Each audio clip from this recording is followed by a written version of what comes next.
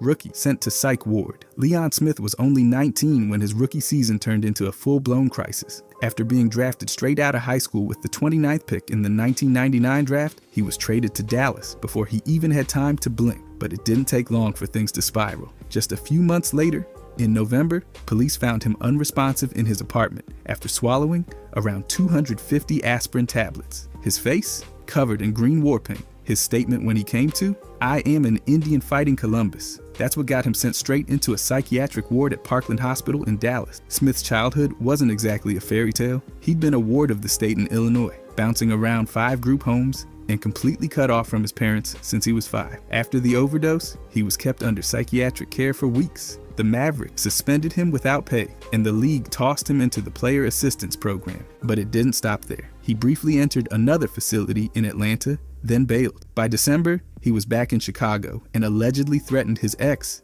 WNBA player Cappie Pondexter, with a gun. He also damaged her mother's car. Then it was back to Dallas, back to a facility, and back on suspension. By February 2000, Dallas had enough. They cut him loose without him ever playing a single game. Friend unalived with a table leg. Ron Artest grew up in the Queensbridge projects where life didn't exactly hand out warning labels, but he got one anyway. Long before he was battling it out in the NBA, he was a kid surrounded by chaos. In 2009, during a post-game interview, he told a story that hit like a punch to the chest. He said one of his childhood friends was unalived during a basketball game. The reason? An argument over the score got so heated that someone broke a table leg, used it as a weapon, and stabbed his friend right on the court. The story sounded wild, and yes, some people didn't believe it at first, but it matched a real incident from 1991. A 19-year-old named Lloyd Newton, also from Queens, was playing in a YMCA tournament in Niagara Falls. A fight broke out over a scoring dispute, and it didn't stay on the court. Around 40 people got involved. A table leg was ripped off and used as a weapon. Lloyd was fatally stabbed in the back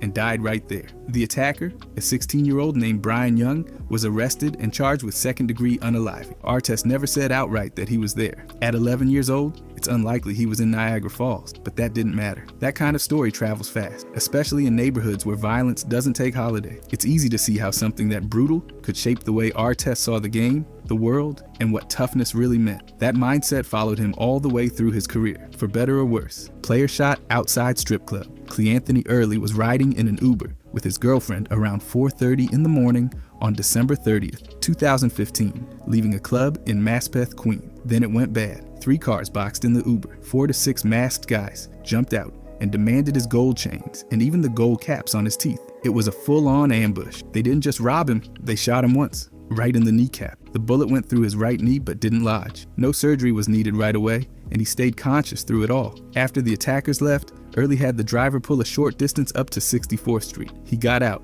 injured and panicked, knocking on doors asking for help. He was taken to Elmhurst Hospital, where he was stable, but it was still a wild scene for a player on an NBA roster. The Knicks responded fast. Coach Derek Fisher told the team to stay alert and watch their surroundings, while the organization publicly said they were relieved the injury wasn't life-threatening. A few months later, in April, federal charges hit a man named Delvon Dowling. He admitted to helping plan the whole thing, including the surveillance, the boxing in, and the actual shooting. The attack was fully coordinated. Early was cleared to rejoin the team about 2 months later, but he later said that incident changed everything. He admitted basketball stopped feeling like fun. The shooting, the headlines, and the rumors built a rep around him that never really faded. That night in Queens didn't just rattle him physically. It left a mark on how he viewed the league, the business, and himself. Coach dies hours after Knicks interview.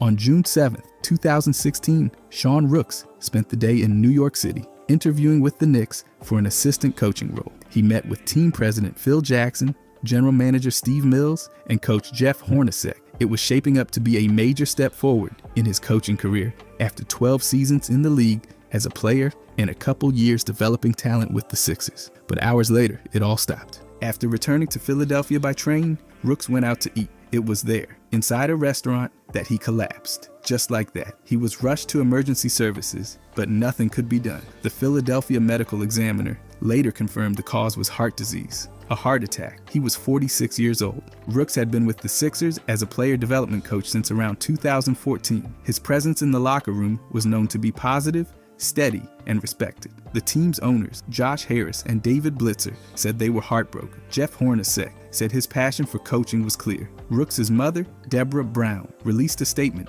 asking for privacy as the family mourned. The shock spread fast, not just because of his age or timing, but because it struck so suddenly after such a promising day. His death led to new concerns about cardiac risks among former players, especially big men, where post-retirement health issues have increasingly come under the microscope. Rooks' passing wasn't just personal, it brought a larger conversation back into focus. The NBA and its Players Association began emphasizing heart screenings with more urgency. Owner accused, team relocated. In September of 1997, Charlotte Hornets owner George Shinn was accused by a 28-year-old woman of kidnapping and assaulting her. She said he promised to take her to meet his lawyer for help with a custody issue. Instead, she claimed he drove her to his home in Tega Cay, groped her. Law enforcement searched his house, but no criminal charges were filed. The solicitor said there wasn't enough evidence for a conviction, even though something clearly happened. By December of 1999, the case reached a civil court in Columbia, South Carolina. Shinn admitted he had a sexual encounter with the woman, but insisted it was consensual. After testimony and cross-examination, the jury ruled in his favor. He wasn't found liable. That didn't save his public image. The trial was broadcast on national television, and the details weren't flattering. Shinn admitted to having 2 affairs, including one with a Hornets cheerleader. Charlotte's opinion of him soured quickly. Trust between the team and the community started to unravel. Public support plummeted. Plans for a new arena collapsed, and the vibe shifted from pride to embarrassment. In 2002, the Hornets relocated to New Orleans. Shinn had pushed for a new arena to be built at no cost to him, but after a failed referendum and lost goodwill, city officials rejected his demands. He later acknowledged that the scandal played a big role in the team's departure. What began as a personal legal fight became the turning point that ended the Hornets era in Charlotte. One scandal, one courtroom, one verdict at a time. Player forced to retire from back pain. Bryant Big Country Reeves entered the NBA as a 7-foot, 290-pound center drafted by the Vancouver Grizzlies in 1995. For a few seasons, things looked promising. He averaged double-digit points, held his ground in the paint, and even signed a 6-year, $61 million contract extension after his 3rd season. But after 1998, it all started to slide. He struggled to keep his weight in check, bouncing between around 275 and over 300 pounds. His conditioning slipped, and his playing time followed. The big shift came when the Grizzlies moved from Vancouver to Memphis before the 2001 season. By then, Reeves was dealing with persistent back pain. It wasn't just a tweak. It was chronic and rooted in degenerative disc issues. He couldn't shake it. During the Memphis preseason, he managed only 2 games before the pain benched him permanently. He never played a regular season minute for the relocated team.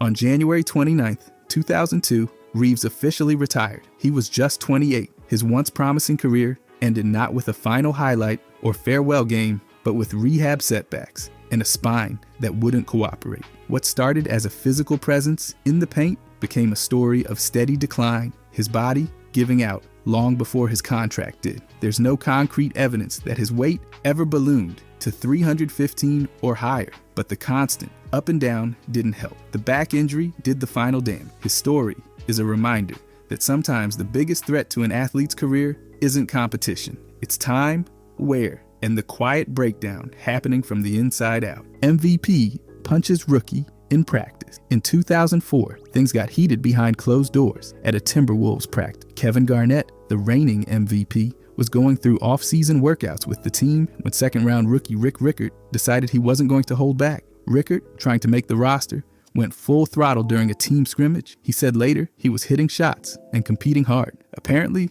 too hard. Garnett didn't like it.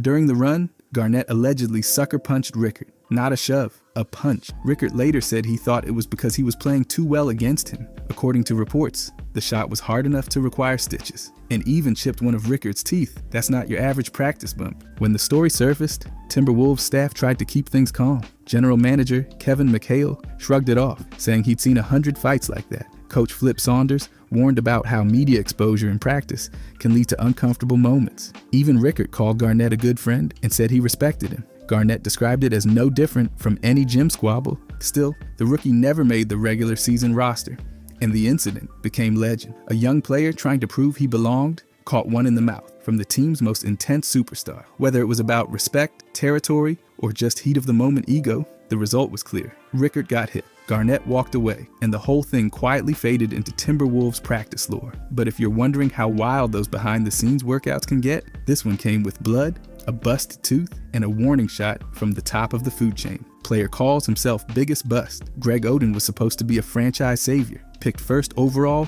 in the 2007 draft, just ahead of Kevin Durant. He had everything: size, skill, college dominant. But his knees had other plans. Over his entire NBA career, Oden played just 82 games for Portland and 23 more with Miami.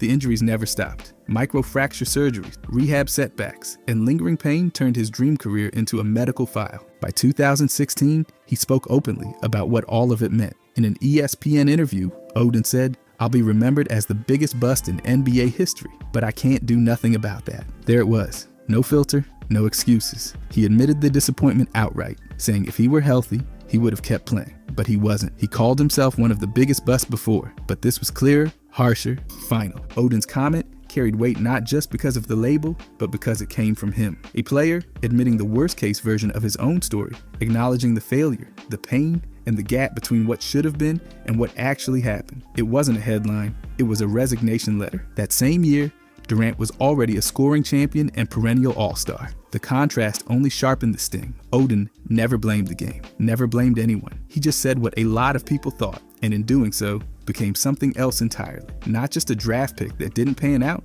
but a reminder that not every fall from greatness comes with scandal. Sometimes, it's just the body saying no. Coach suspended after DUI arrest. On November 30th, 2015, Chris Duhon, former NBA point guard turned assistant coach at Marshall University, was found passed out behind the wheel of his car with the engine running. Police arrested him on the spot. His blood alcohol content tested around 0.20%, more than twice the legal limit in West Virginia. He was charged with aggravated DUI. The arrest triggered swift consequences. Marshall's athletic department suspended Duhon for violating internal conduct policies. He was removed from all coaching duties and sidelined indefinitely. 2 months later, on February 2nd, 2016, the university reinstated him. He returned to the bench, but the shadow of that incident never really cleared. Things unraveled again the next year. On January 21st, 2017, Duhon was arrested a second time, this time for driving with a revoked license. That charge was directly connected to the earlier DU case. Just 3 days after that arrest, he resigned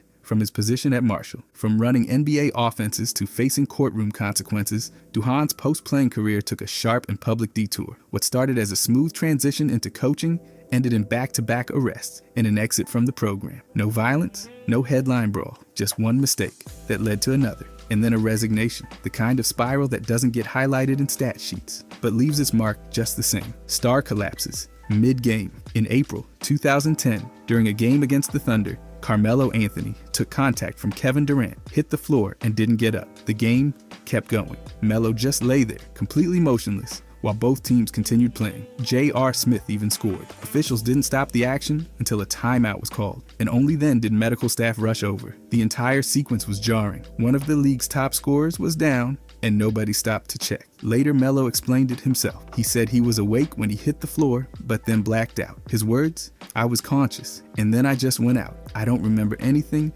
but waking up and seeing a bunch of people. Whatever happened, it didn't keep him out long." He returned less than a minute into the fourth quarter, finished the game, and even played the following night. No official diagnosis ever came out. Not a concussion, not a neck injury, just silence. Some fans guessed he might have taken a stinger, a nerve shock that can drop you fast, but fades quickly. Others thought it was a concussion, but the truth, no one really knows. The team never said. The league never said. Melo never went into detail. That moment, flat on his back while the game rolled on, became one of those strange NBA memories.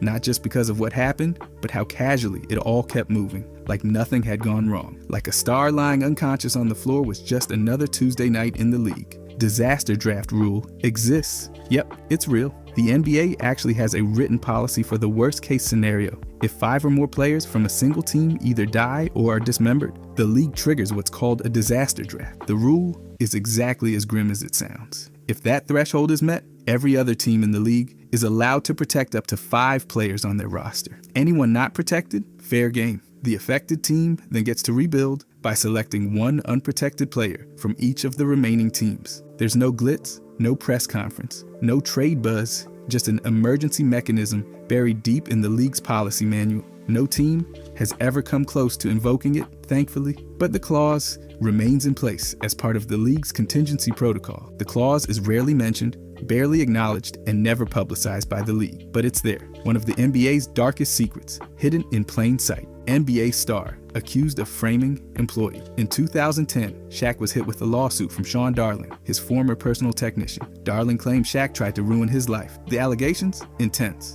Darling accused O'Neal of working with a private investigator. The goal, according to the suit, was to discredit Darling and keep him from leaking information about Shaq's alleged extramarital affairs. Darling said he'd helped Shaq hide evidence in the past, including one incident where he watched O'Neal toss an iMac into a lake to get rid of sensitive material. He also said Shaq instructed him to gather dirt on a woman involved with him, trying to keep it from reaching his then wife. It didn't stop there. The lawsuit also alleged that Shaq hacked into voicemail systems, both Darling's and one of the women linked to the affair, changing passwords and deleting messages to keep things under wraps. These accusations were wrapped into a larger civil suit filed in Florida, where Darling claimed invasion of privacy, racketeering, and emotional distress. O'Neal's legal team immediately fired back. They called the lawsuit nothing more than a shakedown attempt. They claimed Darling was using the court to extort money and attention. His criminal record was also brought up, with Shaq's lawyers pointing to it as proof the allegations weren't credible. Darling said he felt endangered by Shaq's actions and filed for unspecified damages. He claimed this wasn't just about reputation, it was about personal safety. The lawsuit dropped a bombshell into the middle of Shaq's post-playing career. No criminal charges were filed, but the accusations hung in the air. Loud, dark, and unresolved. Brawl ignites finals. Comeback. Game 2 of the 1977 NBA Finals turned from a blowout into a battlefield with just under 5 minutes left. The Sixers were cruising, up 107-89, when a scuffle under the rim between Darryl Dawkins and Bob Gross sent both crashing to the floor. Then came the swing. Dawkins threw a punch intended for Gross, but missed, and hit his own teammate, Doug Collins, who ended up needing 4 stitches. That's when Morris Lucas stepped in. Known as the enforcer for a reason, Lucas didn't wait. He charged Dawkins from behind and cracked him with a retaliatory hit that stopped the game cold. The benches emptied. Coaches ran on the floor. Fans started pushing toward the court. Security lost control. Both Lucas and Dawkins were tossed immediately and fined $2,500 each, but the chaos did something unexpected. It flipped the energy of the entire series. Philly walked away with Game 2, but Portland didn't drop another. The Blazers ripped off 4 straight wins and took the title. Many say Lucas's punch was the turning point. Before Game 3 in Portland, Lucas walked to the Sixers bench, extended his hand to Dawkins, and said, "No hard feelings." Just like that, the war was over, but the statement had already been made. Lucas stood up, the Blazers stood behind him, and the rest is history. It wasn't just a fight, it was the spark that set off a championship run. College, star erased from record books. Robert Parrish dominated at Centenary College in Louisiana, putting up over 21 points and nearly 17 rebounds per game across 4 years. But the NCAA didn't want him to exist. Thanks to a technicality over standardized test score conversions, Parrish and 4 other players were ruled ineligible before even stepping on the court. Centenary refused to pool their scholarship. The NCAA responded by banning the program from postseason play and wiping Parrish's stats from official recognition. It didn't matter that he was clearly one of the best college big men in the country. His numbers were ignored. His name was left out. He became known as the Invisible Man. The nickname stuck because in every NCAA record book, he was a ghost. He still played. He still dominated.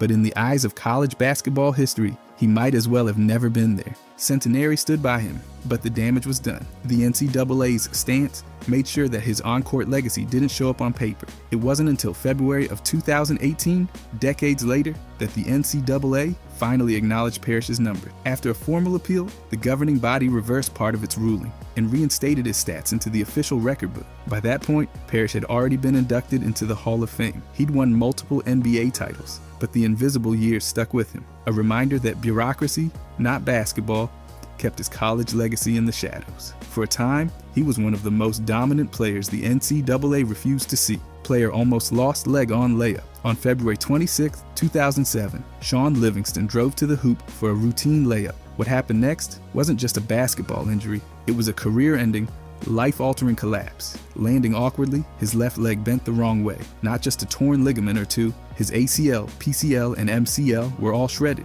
The lateral meniscus was torn, his kneecap dislocated. So did the tibiofibular joint. It was total destruction. Doctors at the hospital didn't just talk about rehab, they talked about amputation. Blood flow to the lower leg was compromised, and they weren't sure they could save it. That's how bad it was. This wasn't just a matter of getting back on the court, it was about walking again. Livingston's recovery took over a year and a half. For months, he couldn't walk at all. Surgery followed surgery. Rehab was long and brutal. It took everything just to get back to functional. Returning to professional basketball didn't even seem like an option at first. But he did it. Not right away, not easily, but he fought back. He made it back to the league. And not just as a body on the bench, he became a key part of the Warriors dynasty years later. But that all started on a February night when a layup ended with a knee torn apart and a future on the edge of a hospital decision. Shaun Livingston didn't just survive that moment. He beat it, but the footage, still one of the hardest injuries to watch in NBA history. Commissioner wanted Lakers versus Lakers. During the height of the David Stern era,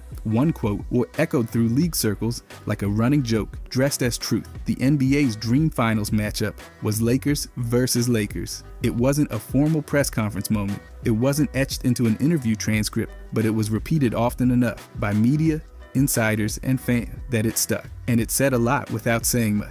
Stern, known for his ruthless business acumen, oversaw the league's global explosion, and he knew star power sold tickets. The Lakers weren't just a team, they were a television event with a massive market, non-stop headlines, and players like Magic, Shaq, Kobe, and later LeBron. They pulled ratings no matter who they faced. The idea of them playing themselves? It was absurd on the surface, but the message underneath was crystal clear. No franchise did more for the NBA's bottom line. In 2004, Sports Media Watch pointed to this quote as infamous, a nod to the perception that the league's balance tilted whenever LA was involved. Journalist Mark Stein echoed the idea, calling it the league's old joke. Whether Stern ever said it on the record doesn't really matter. The Lakers were the crown jewel, and when the league dreamed big, this was the dream, twice. Coach used cold shower to win games. Red Auerbach didn't just outcoach opponents, he out-psychologized them. While leading the Celtics, he built a dynasty through talent and tactics, but his edge wasn't always drawn up on a clipboard. One of the most enduring stories from that era, he allegedly shut off hot water in the visitors' locker room at Boston Garden. Players said it wasn't just cold, it was ice cold. After a grueling game, tired bodies were met with freezing water and frigid towels. M.L. Carr, who played for the Celtics from 1979 to 1985, confirmed that Auerbach controlled the plumbing. And that wasn't the only trick in the playbook. Visiting teams complained about locker rooms with busted keys, broken heating, and thin towels that barely qualified as fabric. All of it was deliberate. This wasn't poor facility upkeep, it was strategic discomfort. The Boston Garden already had a claustrophobic layout, deafening crowds, and a playing surface that felt like it hadn't been replaced since the Revolutionary War. Auerbach made sure the misery started before tip-off and didn't stop when the final buzzer sounded. It was all about psychological warfare. Disorient your opponent, break their rhythm, make them think twice about everything, including post-game showers. If the court didn't rattle them, the locker room did. That was Red's game. And in Boston, it worked. Player clothesline. In NBA Finals, in Game 4 of the 1984 NBA Finals, tension between the Celtics and Lakers exploded. On a fast break, Lakers forward Kurt Rambis sprinted toward the rim, and then Kevin McHale sent him flying. No box out, no swipe at the ball, just a straight-up clothesline. Rambis hit the hardwood hard, glasses flying, limbs flailing. The whistle blew. The call? Just a personal foul. No replay, no ejection. McHale stayed in the game. Rambis wanted blood. He jumped up and stormed toward the Celtics bench before James Worthy held him back. Worthy later said he wished he hadn't. In his words, McHale deserved an ass whooping. Larry Bird, in classic form, brushed it off, said it wasn't even that hard of a hit, and joked that it's where flopping really started. McHale admitted later that he went too far, saying it was more than I anticipated. But the damage, or momentum shift, was already done. Boston clawed back from a 10-point halftime deficit and won the game 129-125 in double overtime. From that point on, the series tilted green. The Celtics would go on to win in 7. That clothesline became one of the most infamous fouls in finals history, not just for the hit itself, but for what it sparked. No flagrant, no suspension, just raw 80s basketball, and a rivalry that fed off every hard foul, every stare down, and every bruise left behind. The Celtics got the win. McHale got the fine. Rambis got the floor. The league got a moment that still echoes through highlight reels and history books. Top prospect becomes free agent. Imoni Bates was supposed to be the next Kevin Durant. Scouts started circling, when he was 12. By his sophomore year of high school, he won Gatorade National Player of the Year, the first ever to do it that young. Sports Illustrated called him the next in line behind LeBron and Jordan. He was that hyped. But the rise stopped fast. He reclassified early, committed to Memphis, and his freshman year fell flat. Just under 10 points a game, poor shooting, and a quiet exit. He transferred to Eastern Michigan for a second chance. His stats bounced. 19 points, nearly 6 boards, but the shine was gone. Scouts cooled. Analysts moved on. In the 2023 draft, Bates didn't go in the first round. He didn't even go in the 40. Cleveland took him at pick 49. He signed a 2-way deal and spent most of his time in the G League. In the NBA, just 25 games played. He averaged 3.1 points on 32% shooting. The flashes were rare. One night he dropped 33 points in the G League, but those highlights didn't translate. By June of 2025, the Cavaliers declined to extend a qualifying offer. Bates became an unrestricted free agent. No contract, no roster spot, just uncertainty. Shaq publicly said he deserved more of a shot. Bates thanked him, but the rest of the league stayed quiet. The same kid once crowned the next big thing now faces an empty offseason. No spotlight, no hype, just a career hanging in the balance. Team loses pick for tampering. In November of 2020, the Milwaukee Bucks thought they'd landed Bogdan Bogdanovic in a sign and trade deal with the Kings. The plan was to send Devo, Ersan Ilyasova, and DJ Wilson to Sacramento. In return, Milwaukee would get Bogdanovic shooting and spacing, exactly what they needed next, to Giannis and Middleton. But it unraveled fast. The NBA launched an investigation and found that the Bucks had jumped the gun. They'd reportedly spoken with Bogdanovic or his agent before the league's free agency window had even opened. That's tampering, and the league doesn't take that lightly. The punishment? Milwaukee lost their second-round pick in the 2022 draft. Not a blockbuster penalty, but during a title window,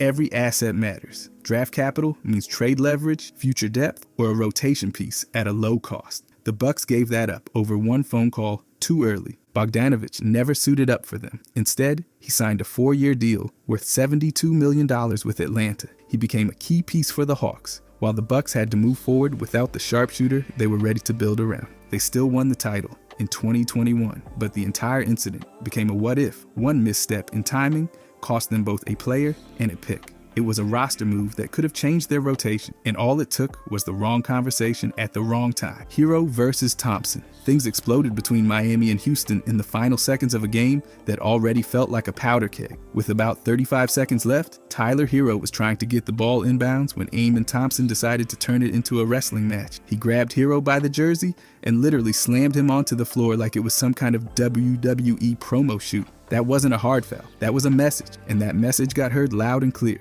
The benches cleared. Coaches stormed the court. Players started going at each other. Security scrambled in. By the end of it, 6 people were tossed. That included Thompson, Tyler Hero, Jalen Green, and Terry Rozier. And yeah, even Houston's head coach, Ime Udoka, and assistant Ben Sullivan got booted. It wasn't just a little scuffle, it was a full-on brawl. What set it all off? Miami had just erased a 12-point lead. Hero was lighting it up with 27 points, 9 assists, and 6 rebounds. And apparently, that rubbed Thompson the wrong way. Hero summed it up by saying, "Guess that's what happens when someone's scoring, throwing dimes, doing the whole thing." I get mad too. Udoka didn't seem too bothered, calling it chest bumping between 2 fired up guys. And then Rockets legend Vernon Maxwell jumped in with a post saying he'd cover Thompson's fine and anyone else's as long as they were backing up their teammates. This thing wasn't just a fight, it was a boiling point, and it showed exactly how fast a close game can turn into a street fight when egos and momentum collide. Jusuf Nurkic's dad. Jusuf's path to the league started with one of the wildest scouting stories ever. His dad, Haris Nurkic, is a 7-foot, 400-pound police officer in Tuzla, Bosnia. That alone would get attention, but then a Bosnian newspaper printed a story claiming he once fought 14 people at one time and won. Bosnian agent Enis Trnovcevic read that and decided it was time for a road trip. He found Haris, walked right up to him, and asked if he had a son. Turns out he did. Jusuf, the kid, was 14 years old, had 0 basketball experience, and had never played for a team. Didn't matter. He got picked up, trained from the ground up, and ended up playing youth basketball in Slovenia. Then he moved on to Croatia, and before long, the NBA came calling. Now, there's no actual evidence that Haris knocked out 14 people at once, but there were a lot of eyewitnesses. But Jusuf's confirmed that his dad really was a massive cop and that the story did make headlines. What definitely true is the agent saw that article, met Haris, asked about a son, and launched Jusuf's entire career from scratch. The 14-man fight part? more mystery than fact, but the rest, verified. That's how a 7-foot cop with a wild newspaper headline helped find one of Bosnia's biggest basketball stars, Joakim Noah's practice blow-up. By January of 2018, Joakim Noah had already fallen far out of the Knicks' rotation. After signing a massive 4-year deal, he was barely seeing the floor. 7 games, less than 6 minutes a night, and a 20-game suspension to kick off the season didn't help his case. Then came January 24th. That's when everything boiled over. The day before, he played 5 minutes in a road loss. At the next practice, Noah reportedly let his frustration loose. He went at head coach Jeff Hornacek with words first, not whispers, loud, heated frustration about his role. But then, according to several sources, it turned physical. Hornacek was the one who actually shoved Noah. That's not fan gossip. That came from major outlets at the time. No punches, just enough contact to make things explode. Staff had to step in and break it up. Right after that practice, the Knicks sent Noah on an indefinite leave. No games, no practices, no team events, just gone. A week later, they made it official. He wasn't coming back. They tried to trade him, but the contract was way too big. Locker room tension, low minutes, and now a coach altercation. Nobody was touching that deal. So Noah spent the rest of that season away from the team entirely. The final move came in October when they waived him using the stretch provision. That was the end. The confirmed reports all line up. Hornacek initiated the shove. The argument was real, and the Knicks didn't wait around. That practice was the last time Noah ever suited up for New York. Manute Ball's lion story. The famous tale of Manute Ball killing a lion with the spear has been passed around for years, but not everything in it checks out. Most versions say it happened when he was around 15, while herding cattle in Turlai, South Sudan. Supposedly, a lion threatened the herd, and teenage Bull grabbed a spear, struck, and killed it. Sounds wild, right? That's because it is. The story usually comes from his uncle, who told a magazine that young Bull struck the lion midair with the spear. But here's the thing, Bull never actually confirmed that himself. No interviews, no quotes, nothing where he says, yeah, I did that. So even though it's fun to repeat, it's not exactly written in stone. What is confirmed? He absolutely grew up in Turlai and really did spend his youth herding cattle. That part checks out across biographical reports and interviews. The spear and lion part, that's repeated by family and in long-form pieces, but always secondhand. The lion story is all over the internet. Some say he was 15, some just say as a teenager. That little detail varies every time, which kind of shows how flexible the legends become. When a story shifts depending on who's telling it, it's hard to call it fully factual. So here's what you can say. Bull was a cattle herder as a teen. His family says he killed a lion with a spear, and that's become a signature part of his backstory. But with no first-hand confirmation from Bull himself, it stays firmly in the realm of myth meets possible reality. One thing's certain, whether or not the lion tale is true, the legend of Bull is already larger than life. By the way, if you guys want to subscribe, I'm going to be posting every day. Thanks. Anyways, Charles Barkley's drunk game. This one's legendary and real. During the 1992 season, Barkley thought he'd finally been traded to the Lakers. His agent called in the morning and told him the deal was basically done. So naturally, he started celebrating with drinks. By noon, Barkley was fully in party mode, telling friends he was headed to Los Angeles. Then around 3:30, the update came in. Trades off. The Sixers pulled out. So now Barkley's not only still with Philly, he's got a game that night. And he's hammered. His own words, been drinking since noon. I don't even know how I played that night. The game most people think he's talking about, February 12th against New Jersey. He finished with 6 points on 2 of 7 shooting, plus 7 assists and 9 boards. Far from his usual numbers. And if he really was playing through an afternoon celebration, that would make sense. There weren't any fights, no technical, just one of the weirdest game day situations a star's ever admitted to. Multiple outlets confirmed the story later, and Barkley's retold it more than once. The wild part, he wasn't even mad the trade fell through, just stunned that he had to play that night. He stayed with the Sixers through the rest of that season before getting traded for real that summer. No more midday benders before tip-off, just basketball. But that one night stuck around as one of the most ridiculous behind-the-scenes stories ever told. The man thought he was going to Hollywood, got stuck in Philly, and played a whole NBA game while drunk. That's not a rumor. That came straight from Barkley. Celtics Clippers franchise swap. Back in 1978, Boston Celtics owner Irv Levin wanted to move the team to California, but the league shut that down. No way the NBA was letting one of its most iconic teams just pack up and leave. So instead, Levin and Buffalo Braves owner John Y. Brown Jr.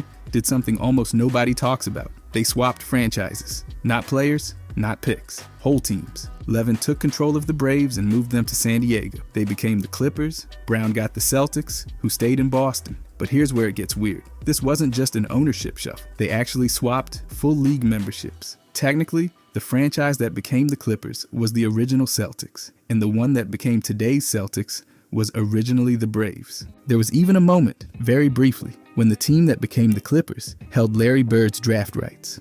Total legal chaos, but it didn't last long. Everything flipped right back, and Bird ended up in Boston. So are the Clippers the Celtics? Legally, kind of, but practically, not at all. Boston kept the jerseys, banners, arena, and fan base. The Clippers just got the paperwork and moved to the beach. Even the NBA treats Boston as the same team from before the trade. Former league officials have confirmed that yes, in a strict legal sense, the Clippers are the continuation of the old Celtics. But absolutely, nobody treats it that way. The Celtics stayed Celtics. The Clippers came from Buffalo. No one's confusing those two paths, no matter what the contracts say.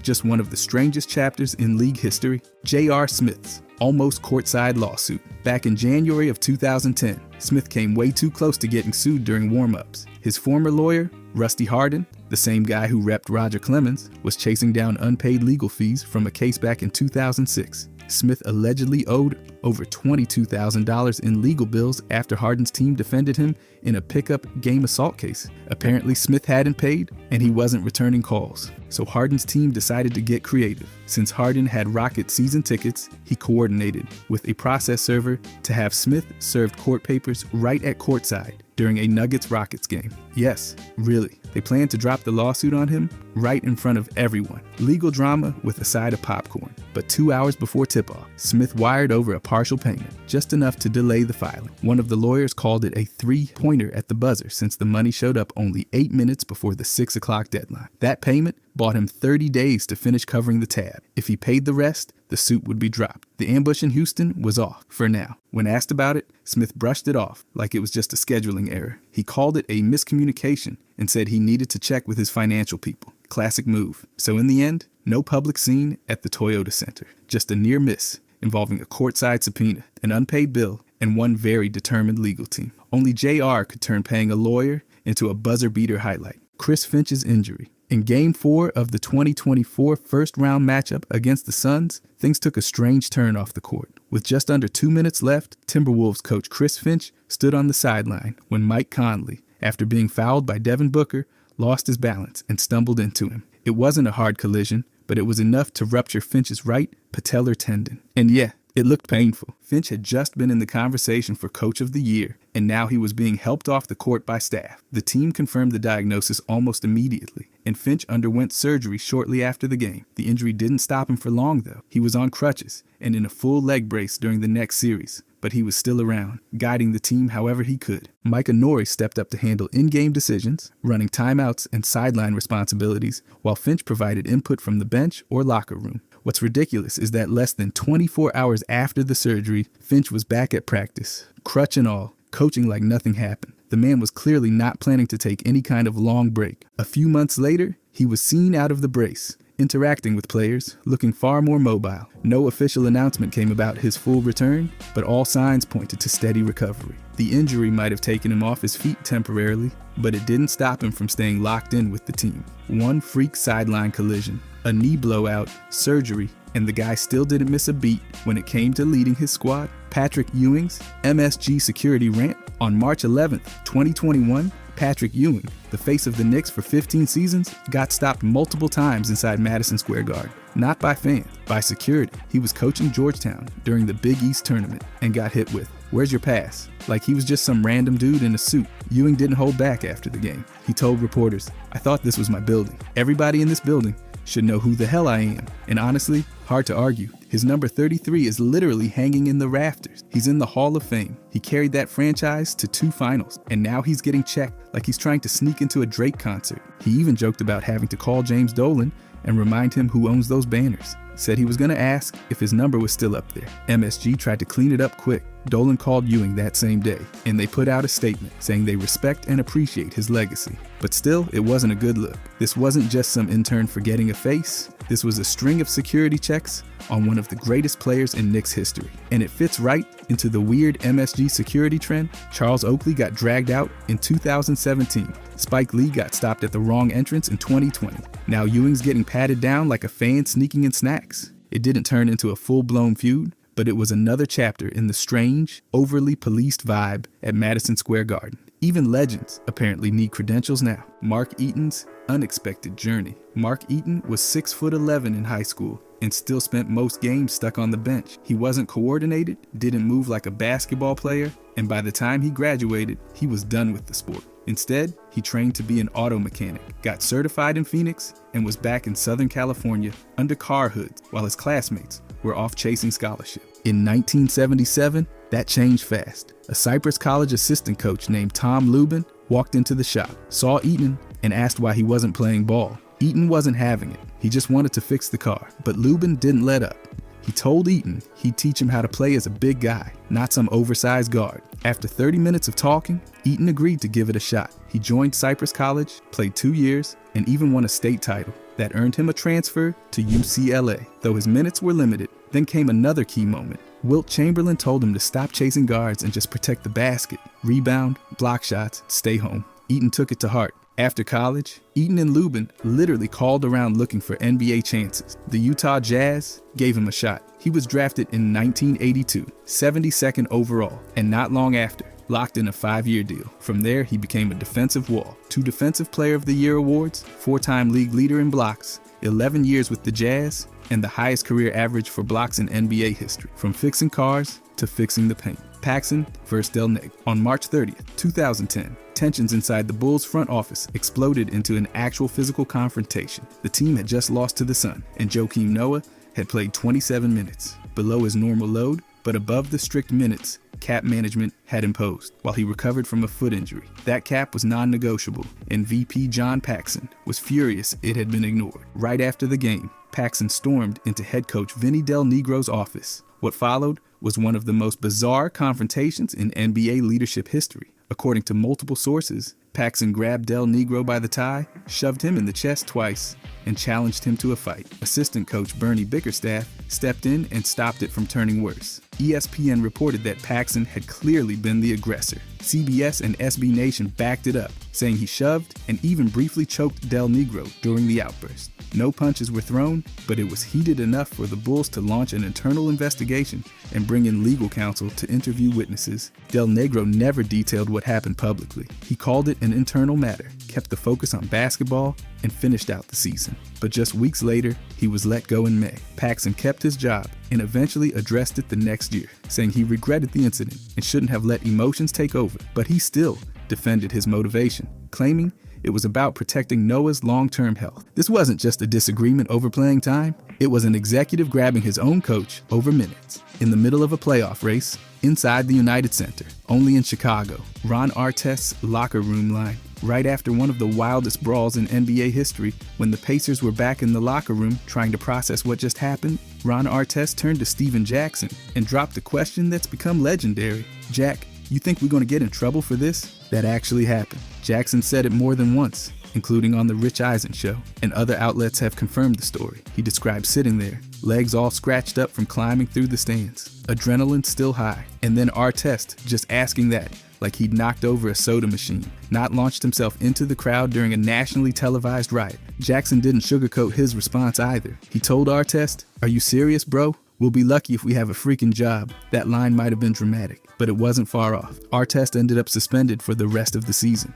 That meant 86 games, including the playoffs. Jackson got 30, Jermaine O'Neal got 25. A few others got hit with shorter bans, but those top 3 took the brunt of it. That one line from Artest in the locker room became the perfect snapshot of the surreal fallout. The fight was still fresh. Security was outside. Footage was already looping on every sports show, and Artest was just sitting there, asking if they were in trouble. No exaggeration, no dramatization needed. That quote's been confirmed, quoted, and embedded into NBA lore for good. It's ridiculous, tone deaf, and somehow also totally on brand. Chris Bosh's mom and the drug raid. In December 2017, Texas police raided a home in DeSoto, tied to an alleged drug operation. The house was legally owned by Chris Bosh, but he wasn't there. The one living in it, his mother, Frida Bosh. Investigators said she and another man, Jonathan Brown, had set up a drug trafficking operation out of the property. It wasn't just about drugs. They also accused her of exploiting a disabled tenant to help fund it.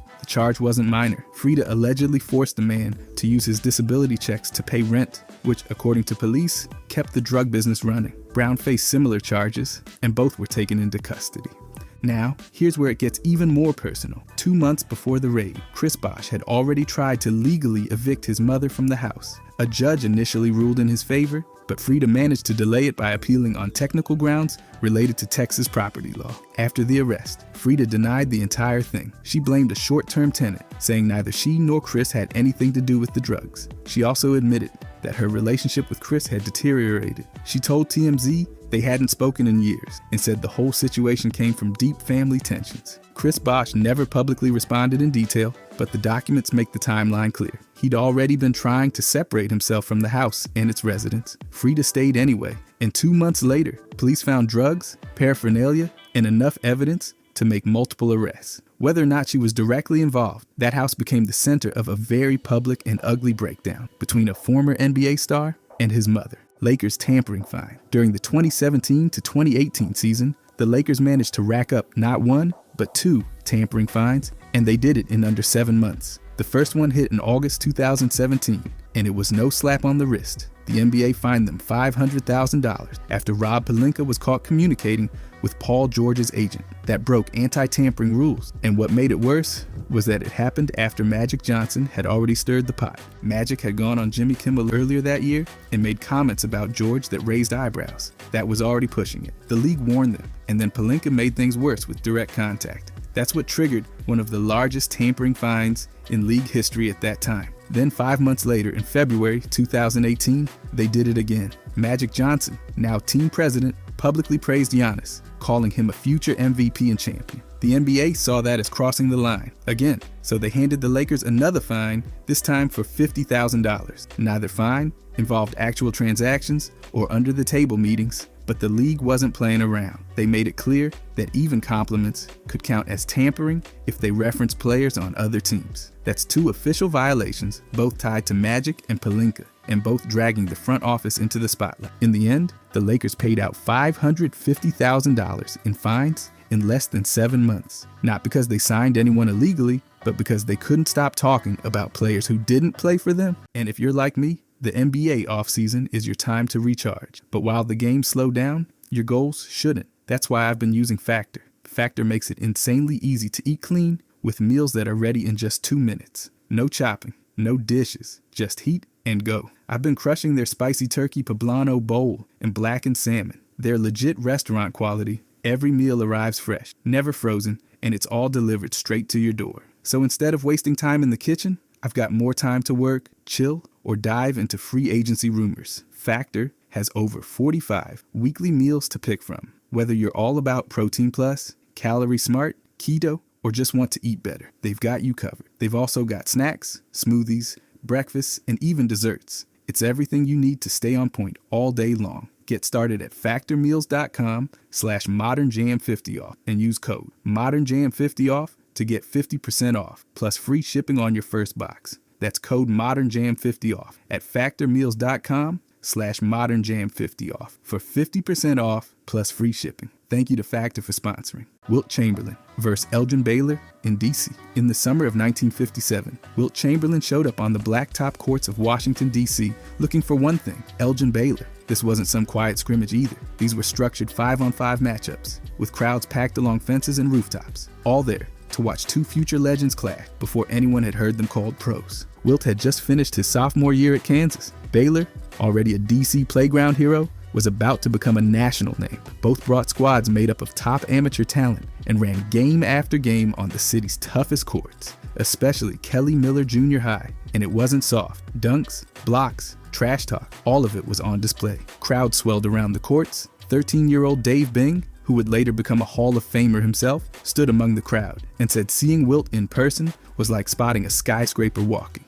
For local fans, These games weren't just fun, they were validation. DC wasn't seen as a basketball hotspot yet, but Wilt's presence changed that. If he came looking for a challenge here, then DC was worth something. Wilt came back again the next summer in 1958. More games, more buzz. No box scores, no cameras, just memory and witness accounts passed down like folklore. Baylor eventually went number 1 in the NBA draft. Wilt followed not long after. Their battles on the court in DC were pure chaos and electricity, street ball classics that happened before the spotlight ever found them. These weren't warm-ups, these were reputations being built in real time. Brian Scalabrine's Scalin. After retiring in 2012, Brian Scalabrine didn't quietly disappear. He invited the trash talk. In January 2013, Boston's Toucher and Rich radio show launched the Scalin, a one-on-one gauntlet where 4 local hoopers got their shot at the self-proclaimed White Mamba. They sent in cocky audition tapes, flexed hard, and then walked into a buzzsaw. Scalabrine wiped the floor with them. He outscored all 4 a combined 44-6. One guy managed a bucket. That's it. Even the radio host got dropped, 11-1. And Scalabrine wasn't just coasting. He played every matchup with real NBA pace and physicality. Afterward, one challenger admitted it wasn't even close and called it fun, but brutal. Then in March 2025, he showed up in New York and did it again. A street ball player named George the Messiah stepped up and left with 0 points. Scalabrine smoked him 11-0, then delivered a full-court monologue straight out of a villain arc. Put your hands on me until a dude like me shows up. Spicy. Scalabrine's always made it clear. He might have averaged 3 points a game in the league, but that league is another planet. He once said, "I'm closer to LeBron than you are to me." That's not a punchline. It's a reality check. Kevin Garnett even said Scalabrine treats these games like playoff film study. This wasn't a gimmick. It was a post-retirement clinic. 4 amateurs, 1 radio team, and 1 overly confident New York hooper all found out that the 11th man on an NBA bench is still light years ahead of your local park legend. Scalabrine never left the game. He just started handing out reminders. Terry Rozier versus Drew Bledsoe.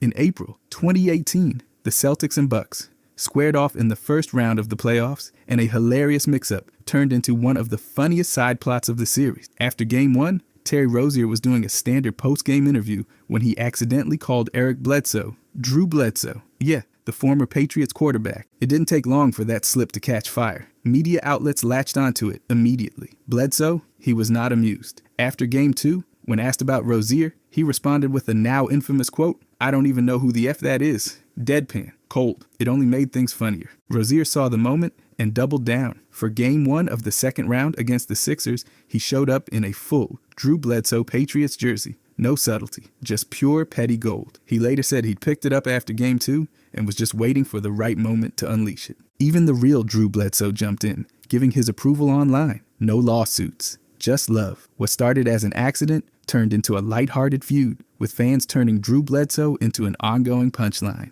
every time Rozier outplayed Bledsoe during the series. There was no real bad blood, just 2 guys playing hard, trading buckets, and accidentally creating one of the best playoff mini-sagas in recent memory. Between the mix-up, the quotes, and that jersey entrance, the whole thing became an instant classic in playoff trolling history. Lou Williams' Wings controversy. In July 2020, during the height of the NBA bubble in Orlando, Lou Williams left for what was an excused absence to attend a funeral for a family friend in Atlanta. That part was all above board. The part that made headlines, where he went after the funeral. Williams stopped by Magic City, not exactly known for candlelight dinners or quiet reflection. It's a legendary Atlanta strip club, and it was there that rapper Jack Harlow snapped a photo of him inside. That photo got out fast, and the NBA took notice. Williams defended himself by saying the trip wasn't about the dancers, it was about the food. Specifically, Magic City's famous Lou Will Lemon Pepper BBQ wings. Yes, the man has wings named after him. He tweeted out that it was his favorite restaurant in Atlanta and added,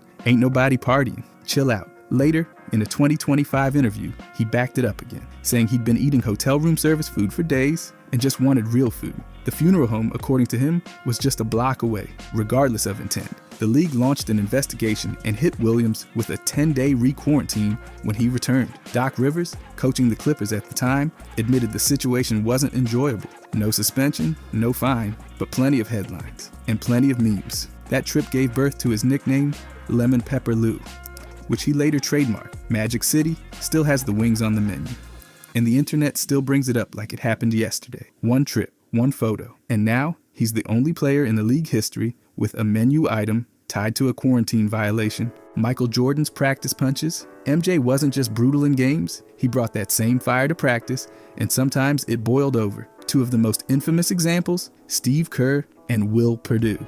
And both confirmed the punches actually happened. In 1995, during a preseason Bulls scrimmage, Jordan and Kerr got into it. Kerr had been playing hard. Jordan didn't like the calls going against him, and tension snapped. MJ punched him. Kerr said afterward, "I think he punched me in the face." Phil Jackson threw Jordan out of practice immediately. Later that day, Jordan called to apologize, admitting he was out of line and calling himself an idiot. Oddly enough, Kerr said that moment helped build trust between them. By the end of that season, they were teammates on one of the greatest teams ever. Then there was Will Perdue. In another Bulls practice, Perdue set a hard screen that knocked Jordan to the floor. Jordan warned him not to do it again. Perdue did, and Jordan fired a punch that dropped him. Perdue got a black eye out of it, and later said Jordan's intensity was always dialed up. Even in team walkthroughs, this wasn't about showboating, it was about control, dominance, and standards. Neither player held a grudge. In fact, both talked about how those moments, though rough, helped clarify the team's mindset. If you were in those practices, you either got sharper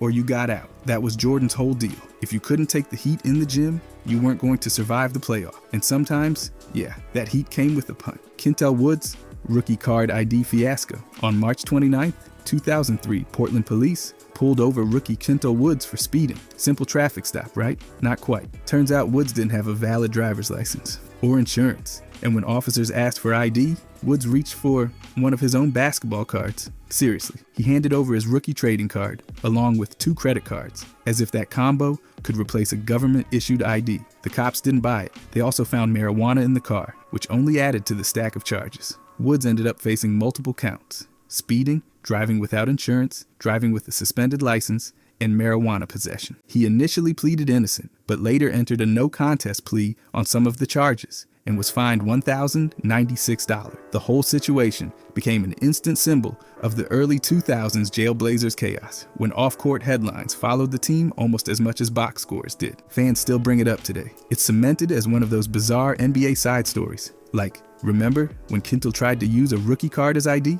No footage, just verified reports from outlets like ESPN and the Plainview Herald. It's not a myth, it actually happened. And in NBA history, that's not just a bad decision. That's a Hall of Fame level identification strategy, one that only Kentel Woods could turn into a footnote in basketball folklore. Rookie card value? Still low. Story value? Legendary. Chamillionaire verse Michael Jordan. In 2009, rapper Chamillionaire showed up to a Michael Jordan party, excited, like any fan would be. He'd spent years idolizing MJ, and this was his chance to get a photo with the legend. So he approached him politely, complimented him, and asked for a quick picture. What he got back wasn't exactly friendly. Chamillionaire says Jordan shut him down instantly. He didn't just say no, he hit him with a dismissive and offensive remark. When Chamillionaire explained that he dropped $7,000 on a Jordan jersey collection, thinking that might change the tone, Jordan reportedly doubled down.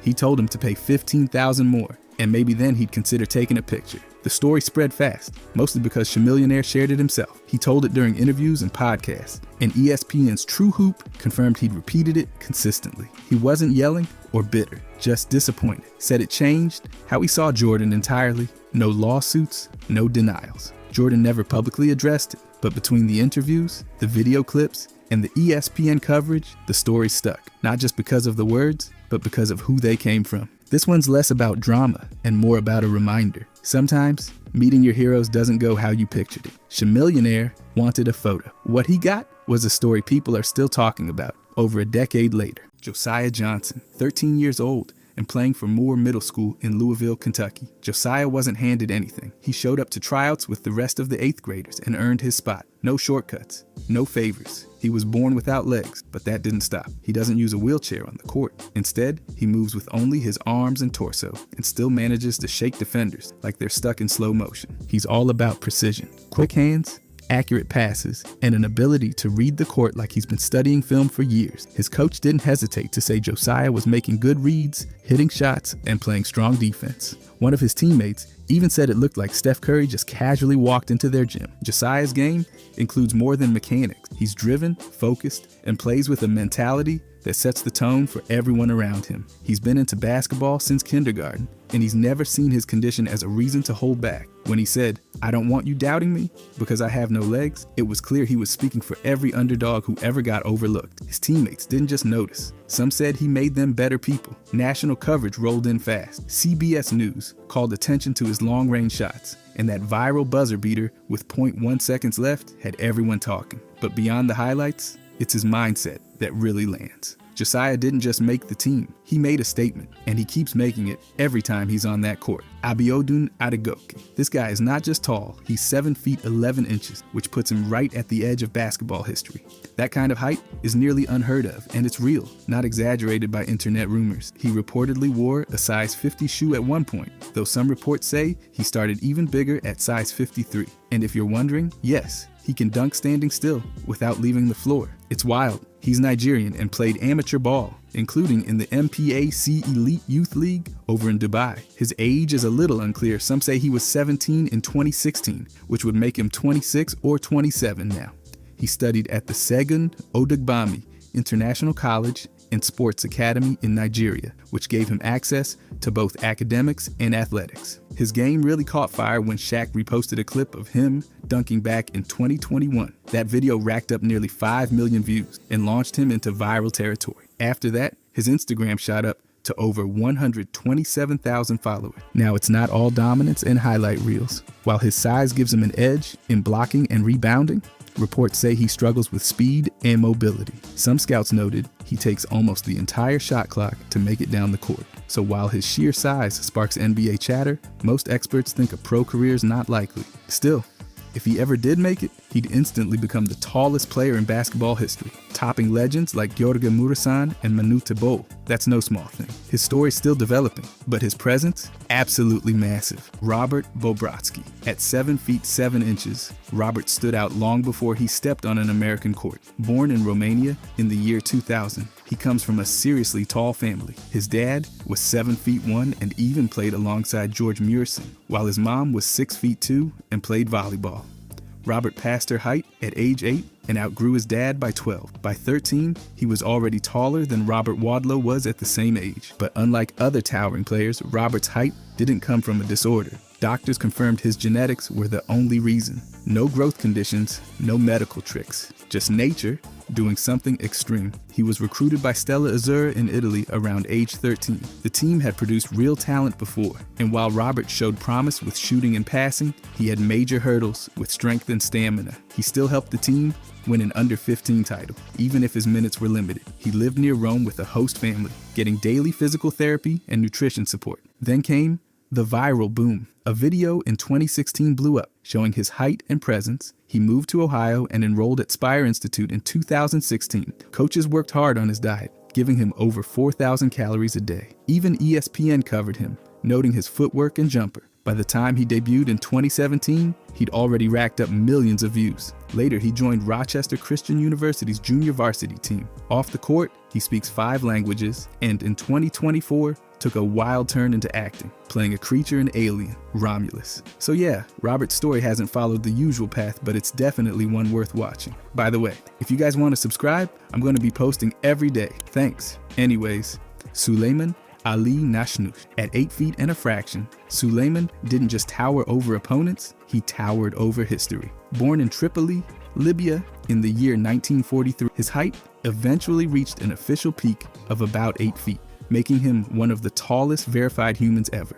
But during his basketball career, he played at 7 feet 10 inches after undergoing a surgical procedure in Rome that slowed his extreme growth. That operation happened in 1960, and by 1962, he was suiting up for the Libyan national basketball team. While most listings put him around 290 pounds during his playing days, he moved surprisingly well for someone of his size. Though his frame always brought challenges, still, he held the rare title of tallest player to ever compete in basketball at any official level. His background wasn't all about sports, though. In 1969, he made a brief appearance in Fellini's Satyricon, playing an attendant in one of the film's more surreal scenes. He didn't have lines, but you wouldn't miss him. His presence alone was cinematic. Despite the historical records, some people questioned the authenticity of his exact height due to limited documentation from that era.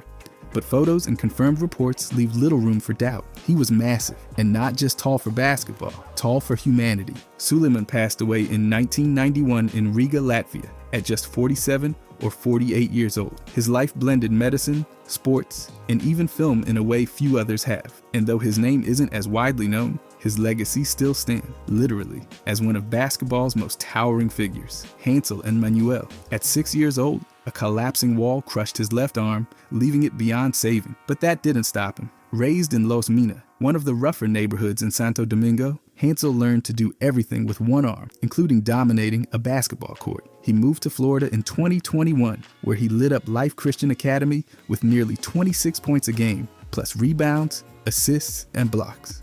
His dunks went viral. The passes, the footwork, the smooth shots, none of it looked like a gimmick. Coaches noticed. Offers rolled in from schools like Tennessee State, Memphis, and Northwestern State.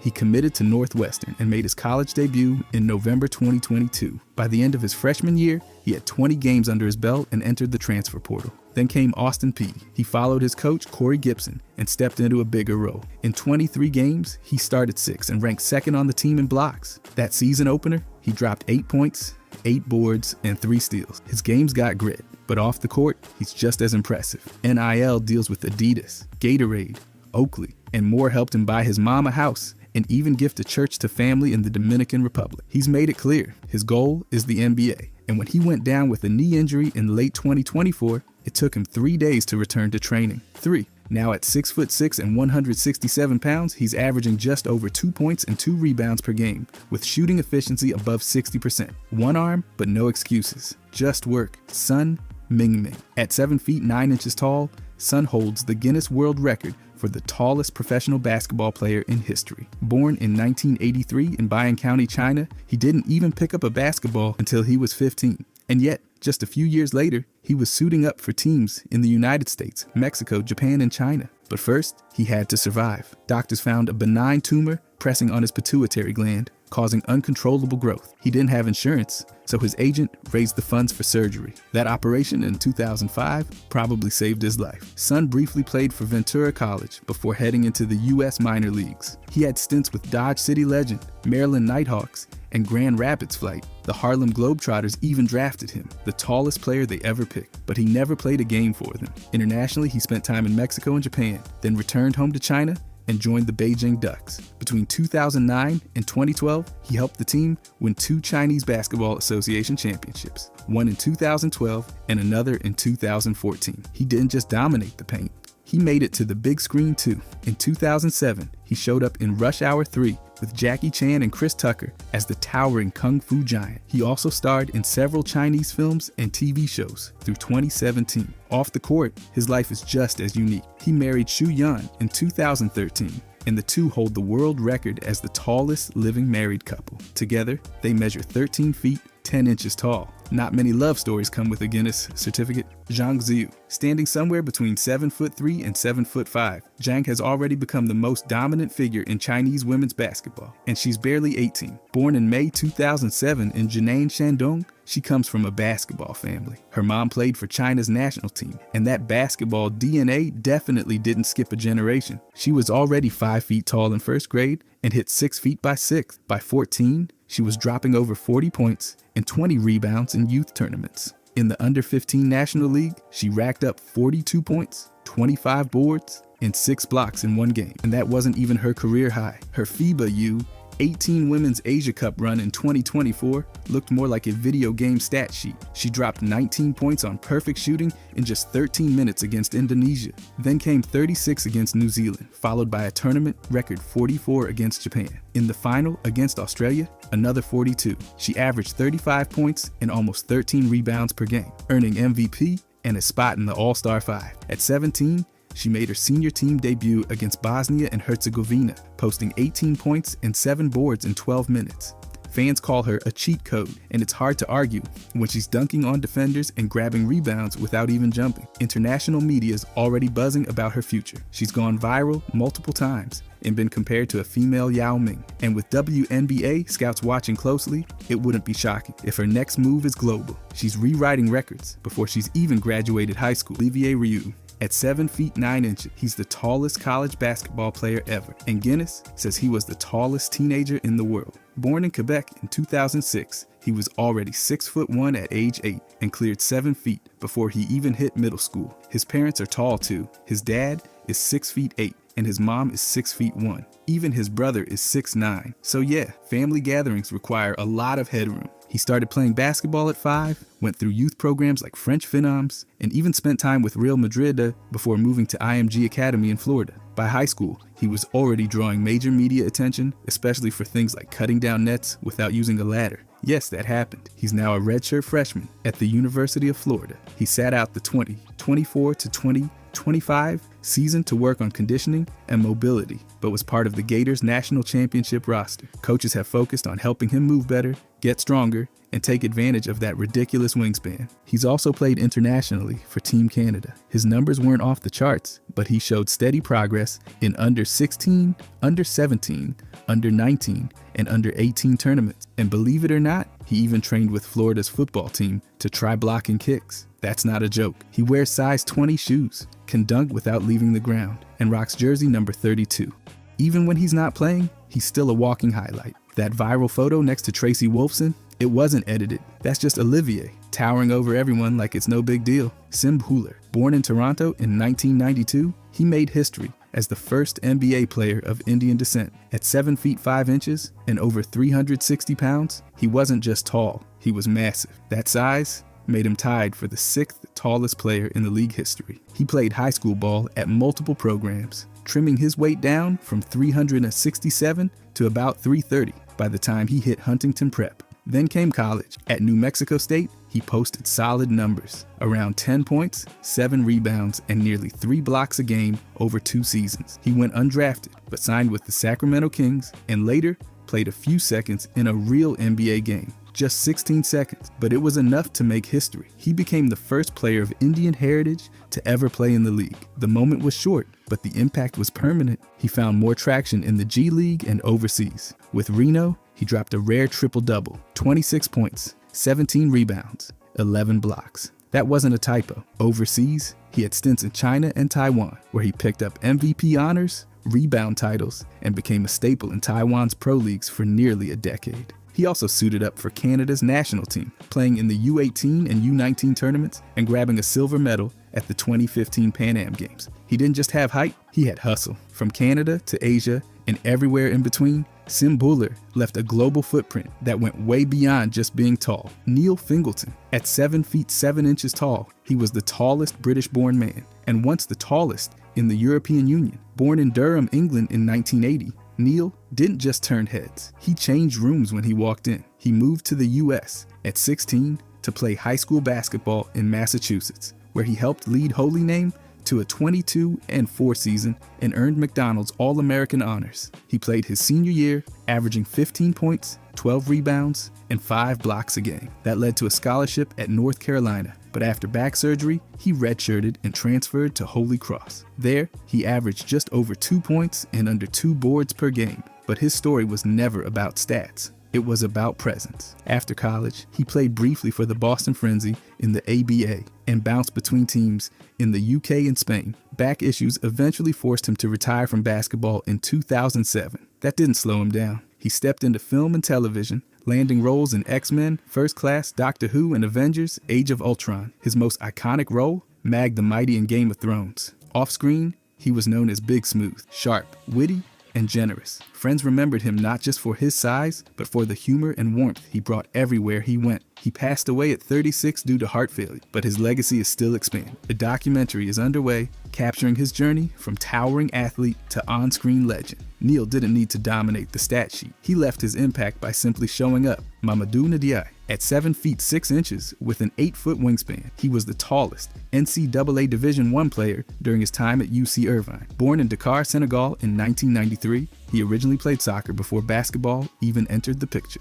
That changed around age 17 when UC Irvine assistant coach Amadou Koundoul spotted him during a pickup game. From there, Mamadou moved to the US, not just to chase hoops, but also to treat a pituitary tumor that was threatening his vision. He played high school ball at Brethren Christian, where he dominated despite conditioning challenges early on. His senior year, 27 points, 14 boards, and nearly 5 blocks a game. He racked up awards left and right, including CIF Player of the Year and John R. Wooden High School Player of the Year for Division V.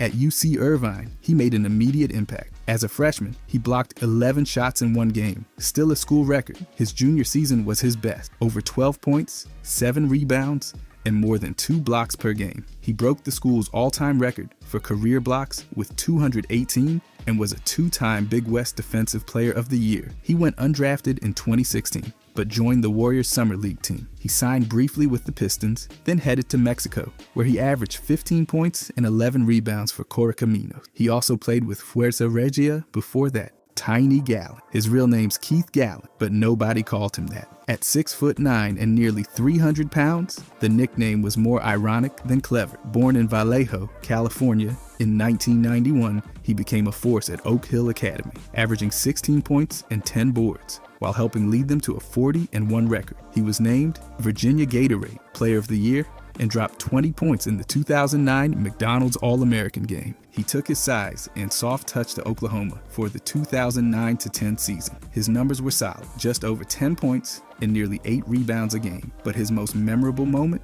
came in one explosion of glass. On a botched alley-oop against Gonzaga, he shattered the backboard, full-on destruction. The crowd went wild, the game paused, and Tiny was immortalized in highlight reels forever. But behind the scenes, it wasn't all smooth. A $3,000 wire transfer led to an eligibility scandal, and Oklahoma had to forfeit its season. He entered the 2010 NBA draft anyway and was picked 47th overall by the Milwaukee Bucks. He signed, got waived, then bounced through Summer League and the G League. Over the next few years, he played with the Maine Red Claw, Bakersfield Jam, Delaware 87ers, and even a quick stop in Puerto Rico. Then he found his groove in China's NBL, leading the league in scoring in back-to-back seasons. He tried France, he finished in Japan with Aomori Watts. Tiny never became an NBA star, but he shattered expectations, literally and figurative, and left his mark wherever he played.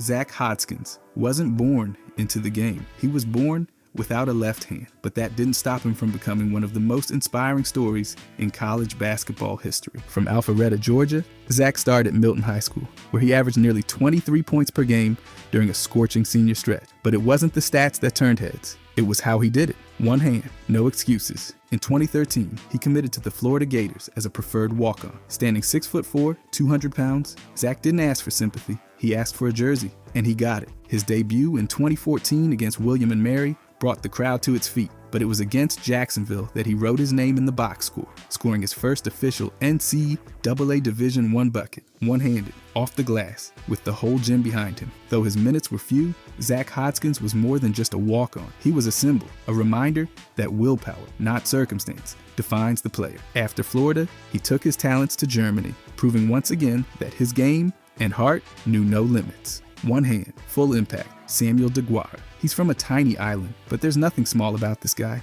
Born in Pietà, Malta, Samuel Deguara is one of the tallest active basketball players on earth, standing at a ridiculous 7 feet 6.5 inches. He's been playing center professionally since 2007, when he kicked things off with Benetton Treviso in Italy. And yes, he's been everywhere: Spain, Malta, Thailand, the Philippines, Taiwan, Hong Kong, and even a quick detour in North America. Not exactly your average weekend travel itinerary. In Malta, he was a cheat code. With Bupa Luxol, he put up close to 30 points and over 20 rebounds per game. That's like playing a video game on easy mode. Later on, he helped them grab the Maltese League title in 2017. In his short European run in Spain, let's just say it included a debut where he went full monster mode with 17 points, 17 rebounds, and 3 blocks. Casual, he didn't get much burn in North America, barely cracking the rotation for the Niagara River Lions, but once he hit the Asia circuit, it was go time. Titles in Malaysia, runs in Thailand, dominance in Taiwan. He even won MVP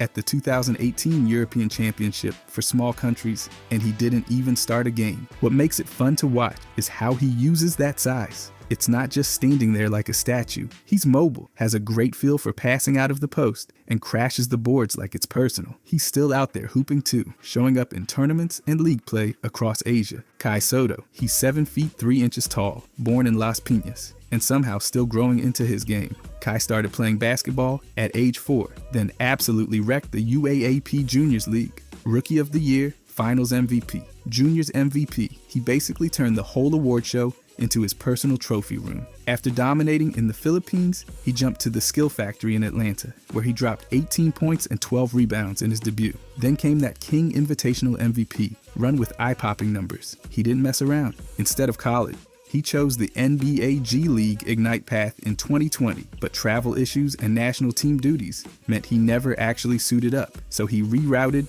to Australia, joining the Adelaide 36ers, where he spent 2 seasons and won back-to-back fans MVPs. Not bad for someone still figuring things out. He declared for the NBA draft in 2022, didn't get picked, and bounced back like it was nothing. Then came Japan. He joined Hiroshima in early 2023, dropped a double-double right out the gate, and kept climbing. He lit up the B-League with 28 points in March, then signed with the Koshigaya Alphas for the 2024 season. He started strong, but injuries piled up. A sprained ankle, a concussion, and finally a torn ACL in January 2025 that's expected to sideline him for at least 6 months. On the national team side, he's been holding it down since the under-16 level. Gold medals, all-star teams, FIBA tourneys. He's checked every box. He finally made the senior squad in 2023, and despite the setbacks, he's still aiming high. Jonathan Jean, born in Guadeloupe, raised on soccer, track, and swimming. But once he picked up a basketball, the path changed fast. He joined the prestigious INSEP program in France, a breeding ground for top talent, and quickly turned heads with his height, mobility,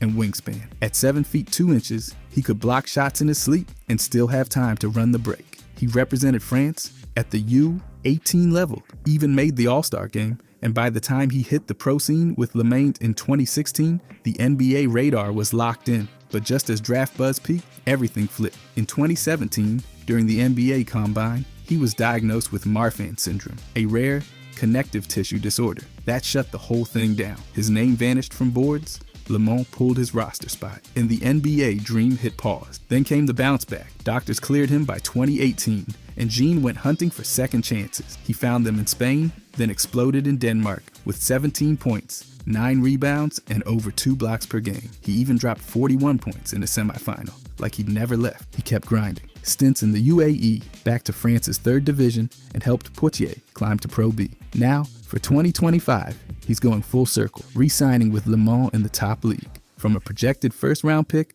to a career derailed, then revived. It's been a wild climb. Not everyone comes back from something like that. But Jean, he turned a medical red flag into a highlight reel revival. And now he's back where it started, standing taller than ever. Chinamelu Ilonu, born in Enugu, Nigeria, the 6'10" big man played his college ball at Texas A&M, where he was a steady contributor by his junior year, averaging around 10 points and 7 rebounds. He wasn't just a bouncy athlete. He graduated with a degree in agricultural leadership and development, because of course he did. In 2009, the Los Angeles Lakers drafted him 59th overall, but instead of Hollywood lights, he packed his bags for Spain and kicked off his pro career with CAI Zaragoza. From there, he became a certified international journeyman. Greece, France, Turkey, China. If the team had a rim that needed protection, Ilonu was your guy. He posted double-digit scoring and nearly 9 boards per game in France, and kept getting called back to clubs like Tofaş for repeat stints. But where he really left a mark was in Puerto Rico with Capitanes de Arecibo. Starting in 2015, he anchored the paint for multiple seasons, racking up titles in 2018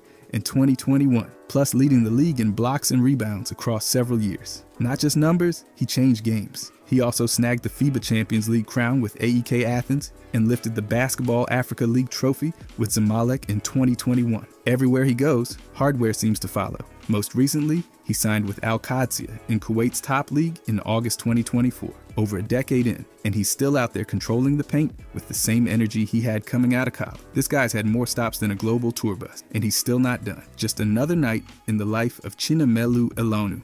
Kevin Atlas, born in San Jose, California. With one fully developed arm and a left arm that stopped just below the elbow, Kevin Atlas didn't start off as the poster child for college basketball. He was rejected from his middle school team and battled serious self-doubt, but everything shifted after one AAU coach believed in him. That moment of belief lit the fire. By the time he reached high school at Amador Valley, he stood 6 feet 11 inches and was altering shots left and right. In his junior year, he was blocking 6 shots a game and starting to attract serious attention. He went to Fork Union Military Academy for a post-grad year and finally earned his shot, literally, when Manhattan College offered him a Division I scholarship, making him the first one-armed player to receive one. He played 3 seasons with the Jaspers, and though his stats were modest, 36 points, 42 rebounds, 15 blocks, he made the most of every minute. His defensive instincts, grit, and unorthodox style kept him on the court and earned respect far beyond the box score. Opponents had no clue how to deal with his nub on defense. After college, he turned into a speaker, author, and motivator. His story was featured in the documentary Long Shot, and he now travels with the Believe in You tour, telling students to own their setbacks. His motto, find your nub. It's about turning whatever challenge you've got into something that sets you apart. Kevin Atlas didn't need perfect stats. He needed a platform, and now he's using it to push people to stop hiding their weaknesses and start owning them like he did. Demetrius Hook Mitchell. He wasn't just a street ball player, he was the main event. Born in Oakland in 1968, he rose from a rough upbringing in the lower bottoms, where basketball became more than a hobby. It was survival, it was therapy, and it was the one thing that made him mad. He went to McClymonds High School, the same place that produced multiple NBA players, but none of them jumped over a Honda Accord like it was a traffic cone. Hook played 1 season at Merritt College, then 2 more at Contra Costa, and that's where his legend really built steam. In one game, grieving a friend who'd just been killed, he dropped 45 points, like it was written in the script. But the streets had claws, and his NBA dreams faded fast. He struggled with addiction, got caught in the wrong stuff, and in 1999, he landed in prison for armed robbery. That might have been the end of the story, but no. He used his time to reflect, converted to Islam, and took on the name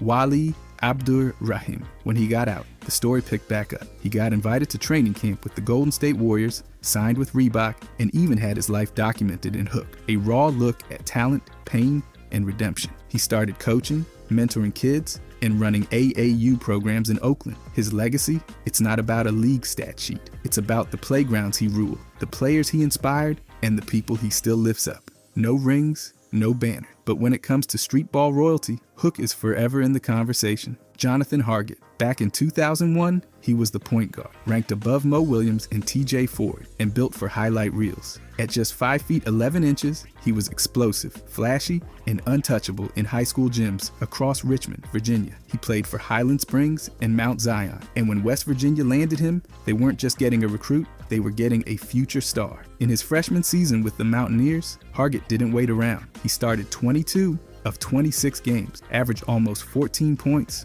over 4 assists, and nearly 3 boards per game. His court vision was ridiculous. His handle was electric, and he made big plays look routine. Coaches talked about his athleticism like it was mythic. For a moment, it felt like he was on the fast track to the league. Then the bottom drop. NCAA violations slammed the brakes on everything. He never played another college game. What followed was a string of legal issues, starting with drug charges and a short sentence, then escalating to a 5-year prison term after another arrest in 2008. He went from being a top 13 national recruit to a name whispered in what could have been stories. Slam magazine covered his rise and fall, and even now, his name comes up when young players talk about wasted talent and second chances. His game was never the issue. It was everything off the court that caught up to him. There's no comeback arc yet, but his story lives on as a warning, a blueprint of just how fast things can spiral, even when the talent's undeniable. If Nikola Jokic, he's turned a simple rule into a weapon, and it's honestly kind of brilliant. His use of deliberate kicks on defense is way more than a rare occurrence. It's a pattern. Since 2020, he's been called for over 120 kicked ball violations. Just in the 2023 season alone, he logged 56. That was more than anyone else by a long shot. And yeah, it's not by accident. This guy is doing it on purpose. He reads plays early, then lurks around passing lanes like he's waiting for someone to mess up. When he sees a backdoor cut or a skip pass coming, he doesn't chase it down like other bigs might. He just sticks a leg into the lane. Not a full-on swing, just enough of a nudge to force a whistle. And because the rule treats intentional leg contact as a violation, that's all it takes. Possession goes to the offense, but the play dies on the spot. Here's the thing. The call can't be reviewed or chow. If the ref sees a kick, it's over. No slow motion save. That's what makes it so sneaky useful. He sacrifices the ball, but stops a potential bucket and resets the defense. Low athletic cost, high disruption. Eamon Thompson. He's not just racking up steals and blocks, he's turning defense into disruption. His ability to generate stocks is already one of the best among young players, and the numbers back it up. His steal rate sits around 2.8%, which means nearly 3% of the time he's on the floor, he's snatching the ball away. And with about 1.3 steals per game, he's doing it without fouling much or turning the ball over. That efficiency matters. Blocks are a smaller part of his game, but he still averages about 0.5 per game. As a perimeter guy, that's expected. His main job is to shut down guards and wings, not swat shots like a center. Still, he led the team in both steals and blocks in one season. That says a lot. What makes it even more impressive is how he blends speed with discipline. He's not flying around like a wild card, he picks his spots. His defensive box plus minus was around plus 2.6, and he held opponents to just over 40% shooting. That's elite. Add in his ability to rotate, contest shots, and recover quickly. And you've got a player who doesn't just get stats, he changes possessions. And in big games, he steps up. 5 steals and 3 blocks against Golden State. That's real disruption, not empty highlights. Ja Morant. The cross jab is one of his sharpest tools, and it works because defenders can't read it in time. It starts with a crossover. Ball goes one way, and his opposite foot plants as if he's going that direction too. Then comes the jab, a quick, sharp fake with that same foot, baiting the defender into shifting just enough. That's when he explodes, taking advantage of the space he just created with that tiny weight shift. It's deadly because it's not flashy, it's controlled. He often leads into it with a float dribble, just keeping things loose while reading his man. Once he sees the defender lean or hesitate, he hits the gas. The move's effectiveness depends on tight timing. The crossover, plant, jab, and attack all happen in about a second. Morant's athleticism makes it lethal. He doesn't need much. One wrong step from the defense, and he's at the rim or pulling up for a floater. Against drop coverage, especially in pick and rolls, this move creates angles the bigs can't cover. He's used it to freeze defenders like Rudy Gobert and create space against elite schemes. It's not without risk. Disciplined defenders who don't bite can stall him out, and help defense can still collapse on the drive. But when he times it right, it's unguardable. By the way, if you guys want to subscribe, I'm going to be posting every day. Thanks. Anyways, Jalen Brunson. Drawing charges is one of those gritty, unflashy skills that most players avoid, but Brunson's turned it into a real weapon. In the 2025 season, he drew about 0.31 per game. Good enough for third in the entire league. That means he's consistently in the right spot at the right time and absorbing real contact to force turnovers. He's logged about 78 total over the past 3 seasons, with over 20 in a single year. And he even led the playoffs in charges drawn with 5. That's a huge swing when every possession matters. What makes this even more interesting is that he's not doing it through brute force. It's all footwork, timing, and guts. He sets up early, gets his feet planted, and takes the hit. That takes more toughness than most give credit for. Now there are limits. Drawing charges is still a low volume stat, and it's risky. One bad angle, and he's called for a block. And the success depends a lot on the refs. Some games, the whistle just doesn't go your way, but Brunson stays consistent. He's not the most athletic guard, but he uses his body control and basketball IQ to stay relevant on defense. It's not flashy, it's not loud, but it ends possessions, flips momentum, and Brunson's among the best at making it count. Jose Alvarado. This guy's turned stealing the ball into a brand. Grand Theft Alvarado isn't just a nickname, it's a summary of how he plays defense. He sneaks up on ball handlers like he's got a cloaking device, timing his movements so well that players don't even realize he's coming until the ball's gone. These aren't reckless lunges either. They're calculated, disguised, and efficient. He doesn't just reach in and hope for the best, he sets traps. Whether he's hiding behind a screen or sliding in from the blind side, he's watching the ball handler's eyes, reading the pass, and striking right when they relax. Those behind-the-back steals are not a fluke. He practices them, and they're part of what makes him so hard to read. And even when he doesn't get the steal, his energy changes possessions. He hounds players, cuts off angles, and forces rushed passes. It's not just about taking the ball, it's about making the other guy nervous enough to mess up. But sure, there are risks. If he gambles wrong, it's an easy blow-by. And once teams catch on, they'll start adjusting their passing to avoid his area. Still, his steal rate and defensive value prove he's more than just a gimmick. He's a legit disruptor. Luka. What makes him elite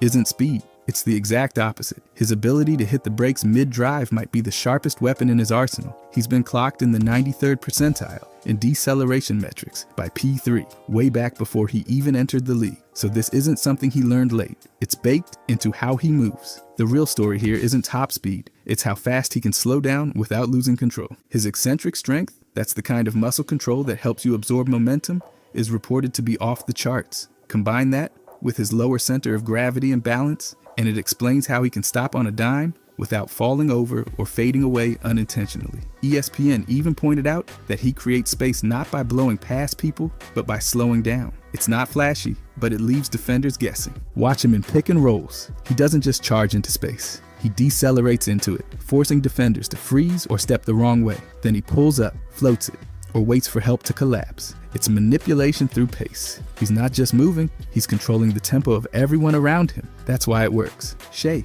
what makes him stand out isn't just the scoring, it's how absurdly efficient he is while doing it. In the 2025 season, he posted a true shooting percentage around 63.7% while putting up over 30 points per game. That puts him in extremely rare company. Most high-volume scorers see efficiency drop as usage goes up. Not him. He shoots over 51% from the field and hits threes in the mid-30 range, but it's his shot selection that really carries the load. He doesn't force low percentage stuff. If he can't get to the rim, he leans into pull-ups, floaters, or finds a soft spot in the mid-range. And he's elite at drawing contact. His free throw numbers are high, and those are basically the most efficient shots you can take. Turnovers, barely an issue. His turnover rate hovers around 7%, which is wild for someone handling the ball as much as he does. He stays composed, makes the right reads, and doesn't waste possessions. On-off metrics show his team scores better and turns it over less when he's on the floor. His efficiency isn't just a stat, it's a pattern. Every part of his game feeds into it. Smooth mechanics, smart decisions, and the ability to adjust. Even when defenses clamp down, he stays under control.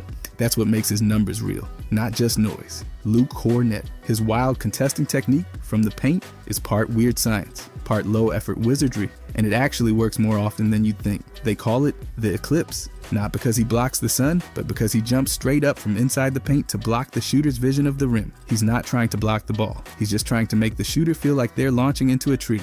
In one season, he used this move about 36 times, mostly against three-point attempts. Shooters made just 12 of them, around 33%. That's below the league average for wide-open threes, which usually sits around 38%.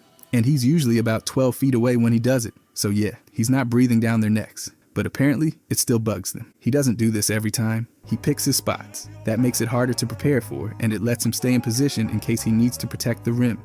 If timed wrong though, it's useless. Shooters can pump fake, wait it out, or just arc it high enough. But when it works, it messes with rhythm, vision, and confidence. So no, it's not traditional defense. It's his defense, and it's just weird enough to work. Tyrese Halliburton. Blocking threes isn't exactly the job description for a lead guard, but he's pulled it off more than most at his position. He averages about 0.7 blocks per game, and while that might not sound like much, it's unusual for a point guard who's not patrolling the rim. Even more surprising, during one stretch, he ranked second in blocked threes league-wide. That's not luck, that's timing, awareness, and effort. The mechanics? First, he closes out without flying by, keeping balance to go vertical. Then comes the leap.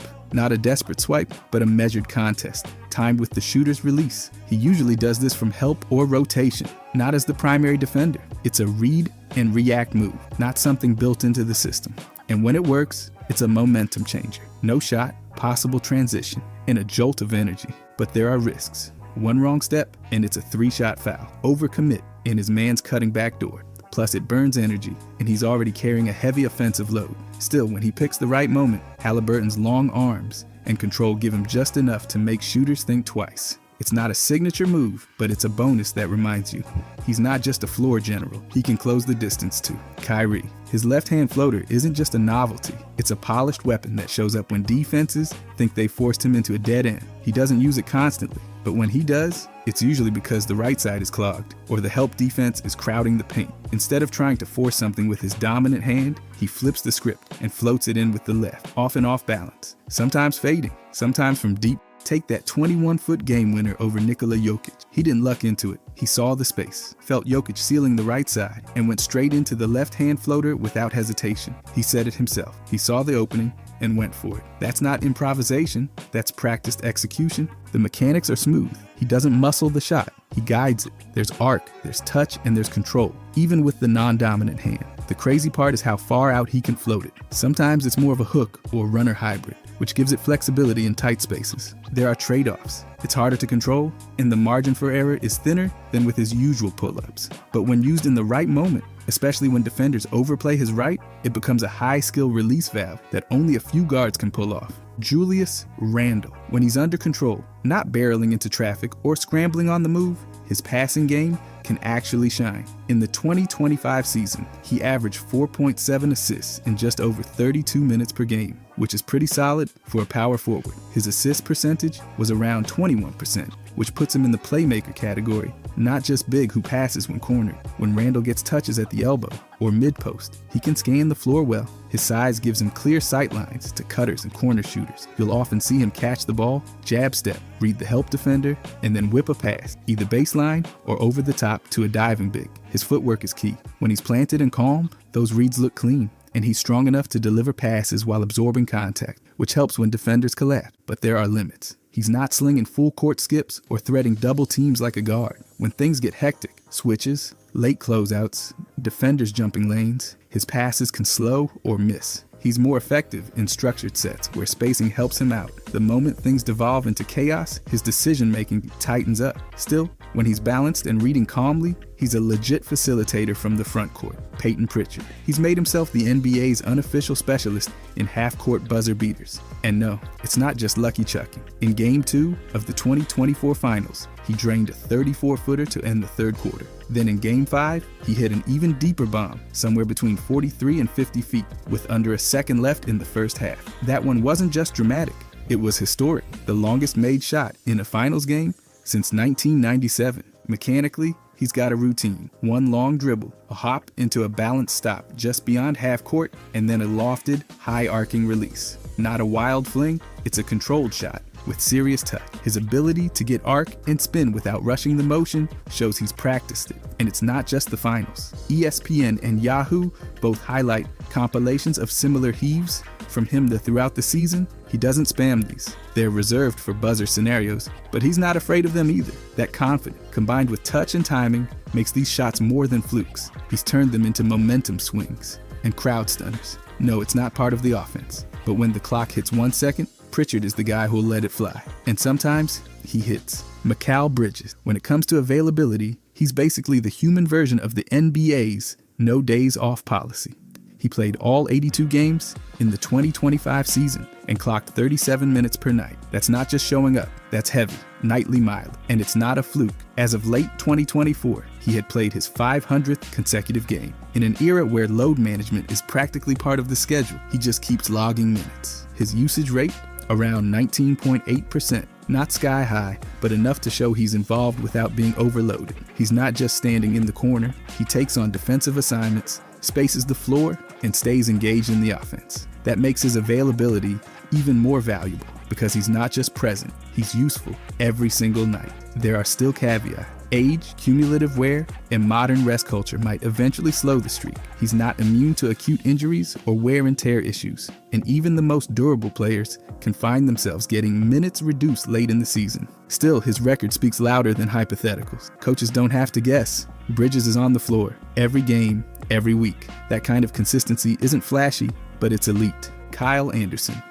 Kiel's entire game leans into controlling tempo, and he does it in ways that mess with defenders constantly. He's 6'9" with a massive wingspan and surprisingly solid handle, which gives him the edge in ball handling without needing to outspeed anyone. He's methodical. Every move looks intentional, almost like he's narrating the game in slow motion, but he's not stalling. He's setting a rhythm that suits him. That deliberate pace is more than just a style. It's a tool. He doesn't need high usage to have influence. With a usage rate around 16%, he's not dominating possessions, which gives him the freedom to choose exactly when to inject pace or hit the brakes. He reads spacing well, uses angles, and knows how to manipulate timing. That connector role lets him slow things down when chaos is building. He's not racing into decisions. And that steadiness actually makes the offense cleaner. Defensively, opponents rely on rhythm. Kyle disrupts that rhythm. He doesn't give defenders what they expect.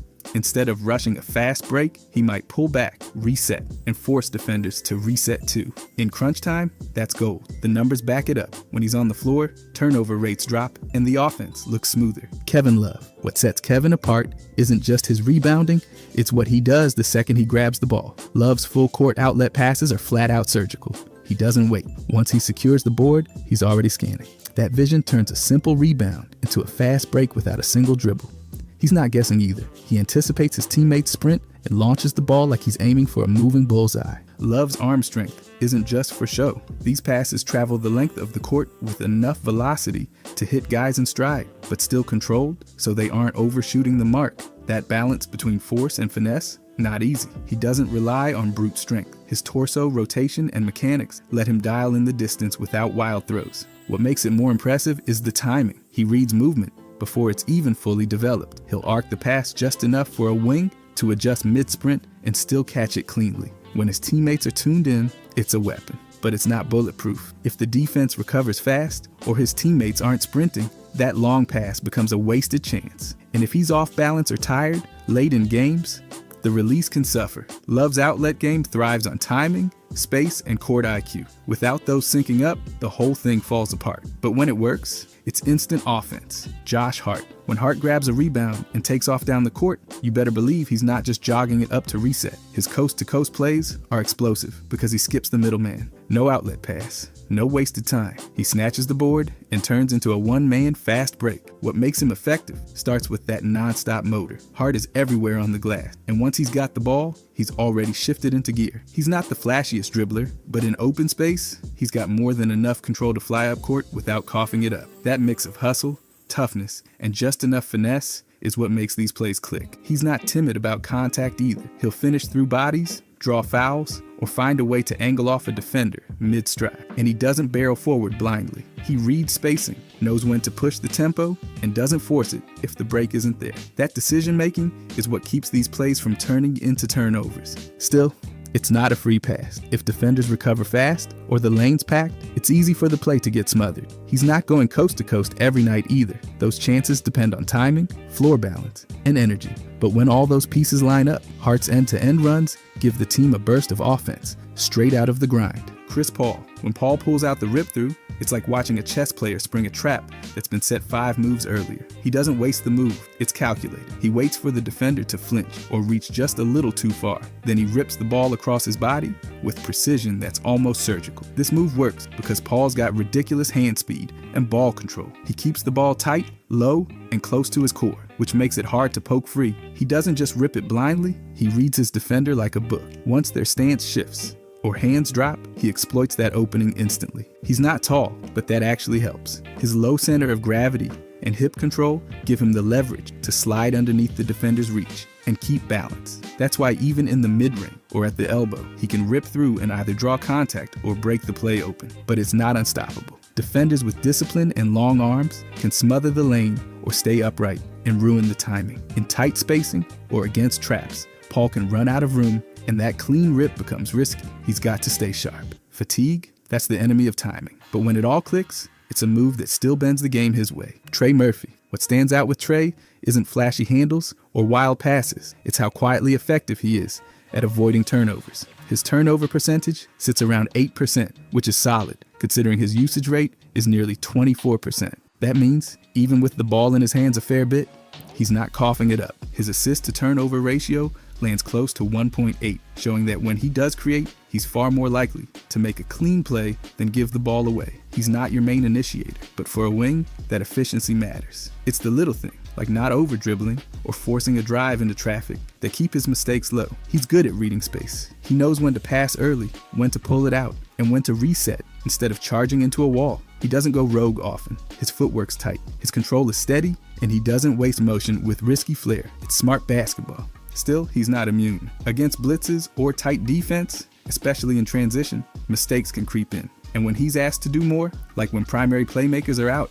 turnovers can rise. But in a steady roll, Murphy stays composed. He's proof that not making a mess can be just as valuable as making a highlight. Josh Giddey. Giddey's flashy passes aren't just for show. They're stitched right into how he sees the game. He's 6'8", which means he sees over most defenders, and that height gives him access to angles others can't even attempt. He throws skip passes across the court, fires no looks through traffic, and drops wraparounds to cutters in stride, all while keeping a steady tempo. He's calm under pressure, and his ability to pass with either hand on the move gives him more options than most wings or guards. In transition, he throws look-aheads that arrive before teammates even finish their cuts. He's also comfortable threading interior seams, finding cutters when the defense overcommits. Those passes aren't wild guesses either. He reads the floor like a map, but he's not immune to forcing it. Flashy passes stretch passing lanes, and when timing slips or spacing tightens, they can backfire. A teammate not ready for the look or a quick defender, and the whole thing turns into a turnover. Giddey's not ultra quick either, so when he's pressured hard by fast defenders, his options narrow. Still, the value's clear. Those high-level passes create easy points, keep defenders guessing, and force teams to respect every shift in his eyes or shoulders. It's risk baked into rhythm, and Giddey plays it smart more often than not. Christian Braun. Brown's efficiency isn't just impressive, it's almost surgical. He's shooting nearly 58% from the field and a ridiculous 66.5% true shooting. That's not a guy chucking up easy looks all night. Those are the numbers of someone who knows exactly where and when to strike. A big part of his success is shot selection. Over 70% of his rim attempts are dropping, and most of those come from smart cuts, transition plays, or slipping behind defenses. He's not out there hunting contested pull-ups. He picks his windows, gets clean looks, and finishes strong. Playing alongside Nikola Jokic and Jamal Murray gives him extra space. Defenses collapse on the stars, and Brown floats into open spots like he's got radar. When he does shoot, he's converting at high levels. Even with an increased usage rate, his scoring's jumped by over 8 points last season without losing that efficiency edge. That's not common. Still, it's not invincible. If he starts taking tougher shots or defenses begin treating him like a primary threat, the numbers could dip. He's efficient because the system fits him perfectly. But right now, he's maximizing every touch, turning clean offense into easy buckets, and doing it all without forcing. That's the kind of efficiency coaches lose sleep trying to find. Nickeil Alexander-Walker. His screen navigation stands out for one reason: he refuses to get lost. Defensively, he's slippery. He's one of those guys who gets skinny around screens, meaning he twists and threads through tight gaps instead of taking the scenic route around the screener. That technique, paired with solid anticipation, lets him stick close to his man even when offensive sets are designed to shake him loose. He's not just dodging picks by accident. He takes sharp angles, uses his length to contest after contact, and recovers quickly if he does get clipped. When opponents try complex stuff like staggered screens or doubles, he can struggle a bit, but that's common. If the screen's set wide or the ball handler uses a burst, even good defenders like NAW have to work overtime. Now offensively, he's no stranger to navigating off-ball actions either. He times his cuts, slips through space, and uses hesitation to bait defenders into wrong paths before he curls off a screen. He's not a screen abuser, but he understands how to leverage them. What makes him valuable is that he doesn't die on screens. He stays active, keeps his body low, and reacts instead of just absorbing contact. It's not flashy, but it keeps him glued to plays that should lose most guards. Dennis Schroeder. When it comes to late clock or clutch situations, he's not the guy who melts the entire possession down by design, but he has shown moments where he milks the clock and makes decisive plays right before the buzzer. One standout example, that 35-footer he hit with about 56 seconds left against the Knicks. Huge shot. Another, his go-ahead layup with just over 35 seconds left versus Toronto. These aren't random heat checks. They show he's trusted in tight moments. Then there's that clip where he literally burned 24 seconds off the shot clock without triggering action. He just stood near half court, calmly holding, letting the defense sleepwalk. That's not something you do unless the coaching staff trusts you to control tempo without wasting the possession entirely. That's poise. He's also had a few plays where he takes a fadeaway or a step back as the shot clock dies, signaling that he's comfortable making something out of nothing with time pressure. What's not as clear is whether this is a staple of his game. There's no deep pile of evidence that he routinely manages the full shot clock like Chris Paul or controls tempo all fourth quarter long. Still, when you need someone to keep his head late, hold the ball, and pull a tough shot, he's got the receipts. Mitchell Robinson. If there's one thing he does better than almost anyone, it's grabbing offensive boards like they're personally owed to him. His offensive rebound percentage was around 20.7 this past season, second best in the league. That means when a shot goes up, there's a solid chance he's about to snatch it right back. He's not just throwing himself at the rim either. His rebounding is built on timing, positioning, and strength. Robinson's got a knack for reading how the ball's coming off the rim, and he's not shy about clearing out space. He boxes out with purpose, and once he locks in position, he elevates quickly and grabs with both hands. Earlier last season, he was averaging over 6 offensive boards per game through the first 8 contests. That's absurd. In just 22 minutes of playoff action, he pulled down 8 offensive rebounds. That's the kind of impact that breaks defensive schemes. His success hinges on the system too. He benefits from the Knicks' spacing and their tendency to attack from mid-range and paint, where rebounds stay reachable. But he's not unstoppable. If he's up against athletic bigs, or when the team shoots mostly long-range jumpers, his access to second chances shrinks. Still, when he's healthy and locked in, Robinson turns missed shots into scoring fuel. He's not just crashing the glass, he's changing possessions. Steven Adams. When Adams sets a screen, defenders don't slip by. They get stopped cold. His screens are pure punishment. He's not just big, he's immovable. He plants, braces, and lets defenders slam into him like they forgot physics. That strength gives ball handlers all the time in the world to turn the corner or rise up.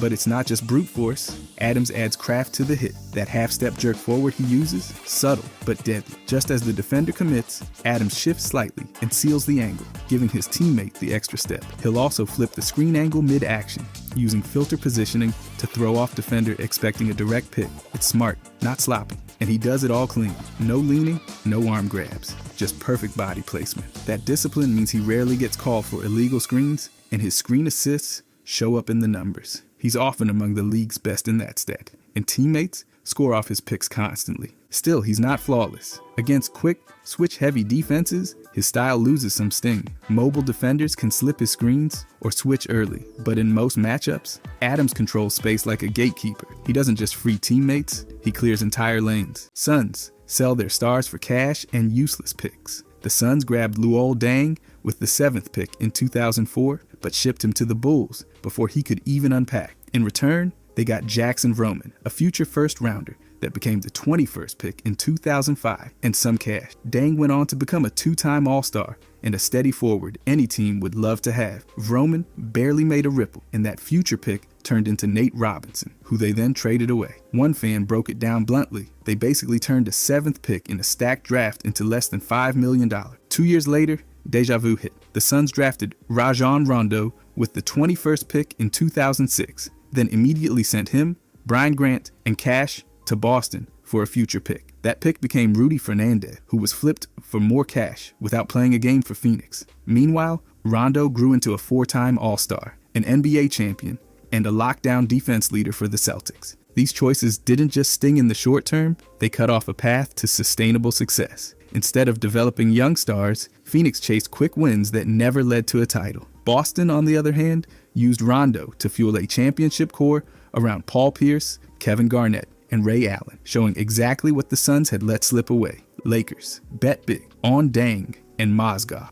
In the summer of 2016, the Lakers handed Luol Deng a 4-year deal worth $72 million and Timofey Mozgov a 4-year deal worth $64 million. That's a combined $136 million during a rebuild right after Kobe Bryant retired. The roster was built around young players like Brandon Ingram and D'Angelo Russell, so pouring huge money into aging vets was a gamble from the start. Mozgov had just fallen out of Cleveland's rotation, yet got a payday fit for a star. Deng, though respected, had already posted his lowest scoring average since his rookie year. By season's end, both were benched, so the young core could get more minutes. They stayed inactive for the rest of the year, eating up cap space while not contributing on the floor. The deals also boxed the Lakers out of chasing elite free agents in the following summers. Jeannie Buss even admitted that the best possible outcome that year was keeping their first-round pick by losing enough games. Not exactly a ringing endorsement. Deng's contract aged especially badly. He played just 57 games over 2 seasons, and the team stretched his deal, paying him $5 million annually from 2020 through 2022. Without him playing a single minute, that's over $1 million per game, he actually suited up. These signings didn't just waste money. They slowed the rebuild, triggered a front office overhaul, and became a textbook example of why rebuilding teams shouldn't overpay veterans past their peak. Suns gamble on Bender and Chris. In 2016, Phoenix took Dragon Bender with the 4th pick, banking on his size, versatility, and international upside. Instead, he averaged barely over 5 points a game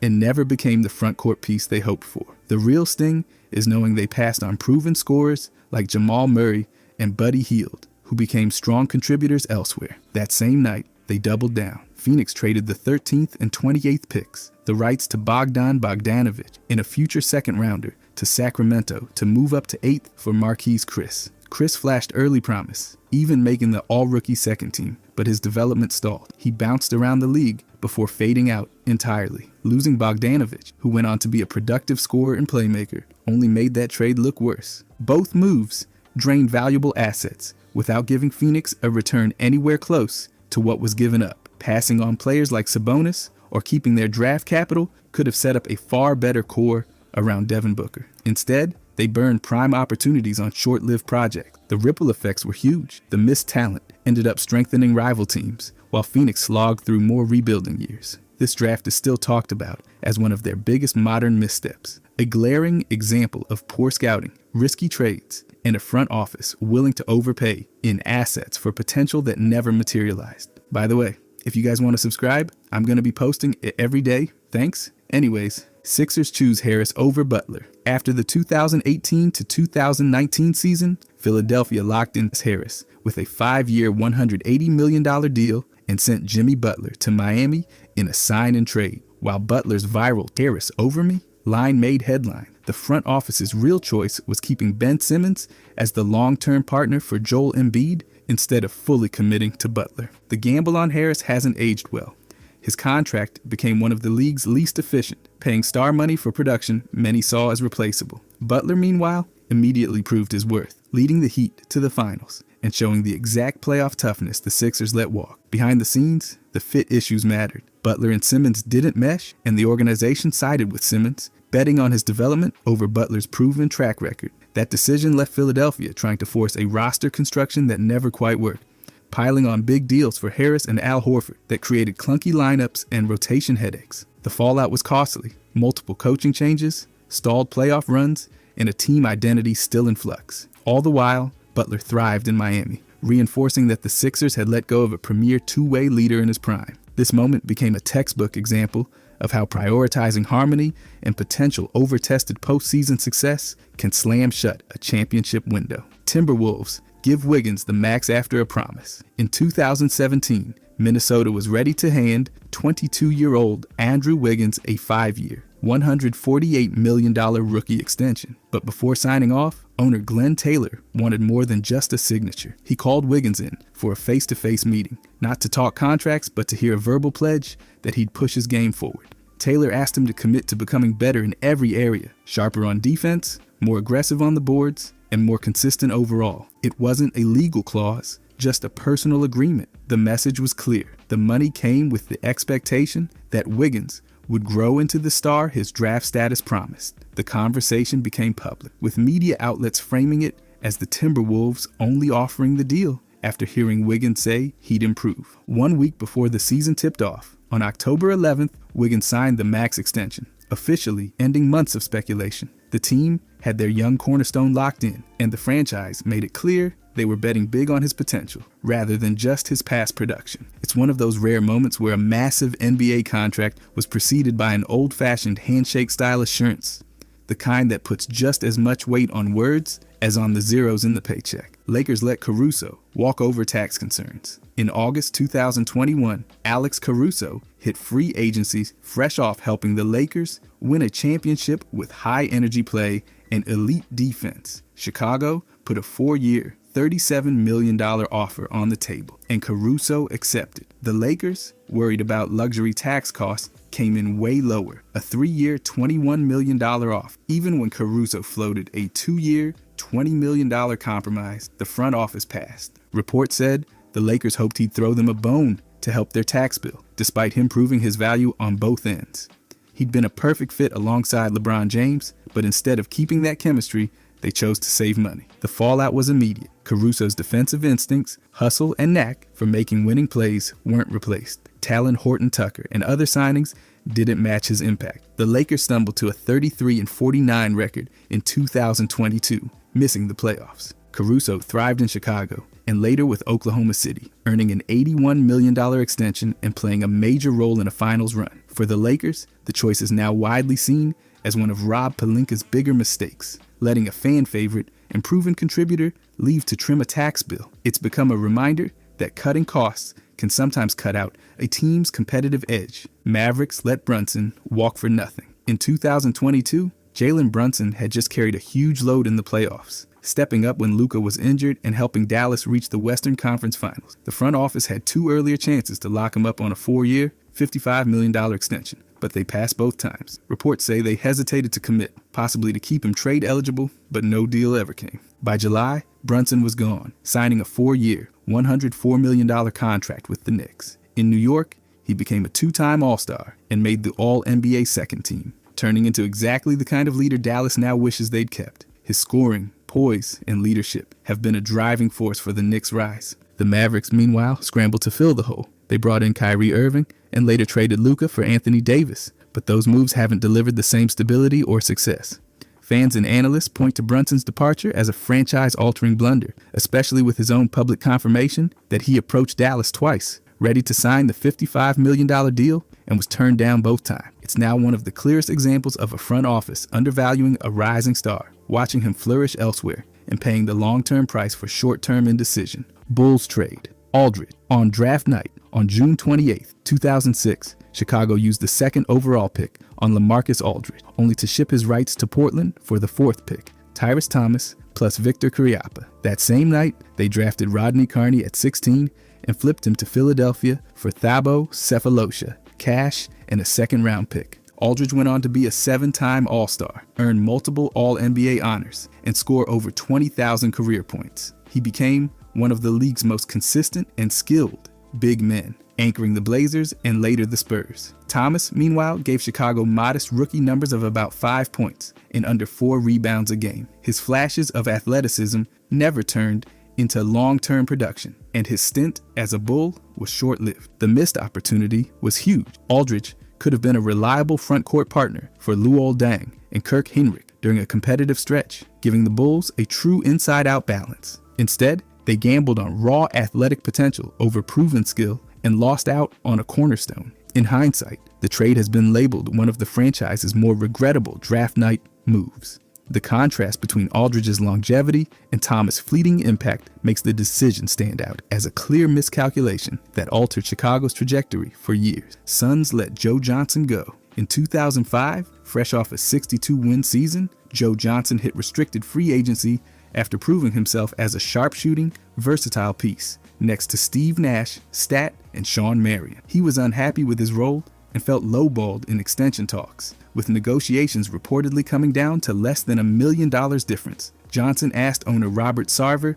not to match Atlanta's offer, making it clear he wanted out. On August 19th, Phoenix agreed to a sign and trade with the Hawks, sending Johnson for Boris Diaw, 2 future first-rounders, and a trade exception. The move even triggered an ownership dispute in Atlanta, with minority owner Steve Belkin initially blocking the deal before selling his stake, allowing it to go through. Johnson went on to become a multiple-time All-Star in Atlanta, averaging over 20 points and anchoring their rebuild. Diaw did win Most Improved Player in 2006 and played a valuable role, but the Suns lost an elite scorer and secondary playmaker right in their prime contention window. Johnson later said that without his playoff injury, or if he'd stayed, the Suns might have won a championship that year. In hindsight, it's viewed as one of Phoenix's costliest decisions of that era, trading away a rising star who perfectly fit their system for a return that never matched his long-term impact. Magic draft, Fran Vasquez, never see him play. In 2005, Orlando used the 11th pick on Spanish big man Fran Vasquez, hoping he'd pair with Dwight Howard to lock down their front court for years. Just a month later, he shocked the team by announcing he'd stay in Spain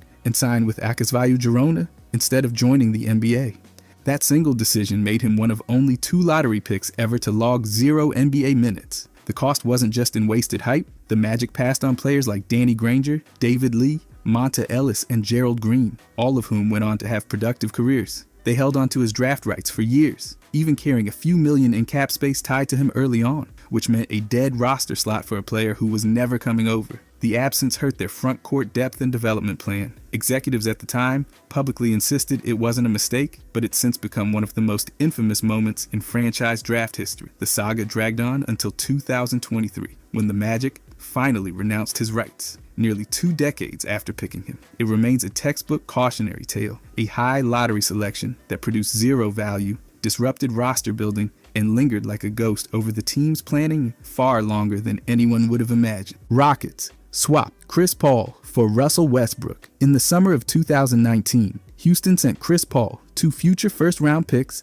and 2 pick swaps to Oklahoma City to reunite James Harden with his former teammate Russell Westbrook. Reports made it clear Harden had pushed for the move, even though it meant pairing 2 ball-dominant MVPs with similar styles. The trade was flashy, but it ripped out a system built around Paul's efficient playmaking. While Westbrook brought energy and athleticism, the fit issues showed quickly. Both guards needed the ball, and their high usage often cramped the offense. February was the high point, when each averaged over 30 points and 5 assists, but the overall chemistry never fully clicked. The cost went beyond fit. Losing Paul and those future picks stripped Houston of flexibility. The team finished 44-28 in the regular season, then bowed out in the second round against the Lakers. Within a year, the gamble was over. Westbrook was shipped to Washington for John Wall and a protected first-rounder, essentially admitting the experiment had failed. What was meant to be a leap toward a championship instead became a short-lived detour, draining assets and breaking a roster core that had already been a contender. It's remembered as one of the Rockets' most ambitious swings and one of their quickest retreats. Knicks trade for Andrea Bargnani. In July 2013, New York sent Marcus Camby, Steve Novak, Quentin Richardson, a 2016 first-round pick plus second-rounders in 2014 and 2017 to Toronto for the former number 1 overall pick. By then, Bargnani's reputation had shifted from potential star to injury-prone scorer with shaky defense and minimal rebound, making the price tag steep. The trade drained both depth and draft capital, leaving the Knicks with less flexibility to build around Carmelo Anthony and Tyson Chandler. Losing Novak's shooting and Camby's veteran presence hurt spacing and bench stability, and those future picks could have been leveraged for longer-term help. On the court, Bargnani's tenure was rocky. His style didn't mesh with the roster, and he struggled to impact games beyond occasional scoring bursts. In January 2014, a torn ligament in his left elbow ended his season early. Without his contribution, and with the roster thinner, New York went 37-45, missing the playoffs. The following year collapsed entirely, with a 17-65 record,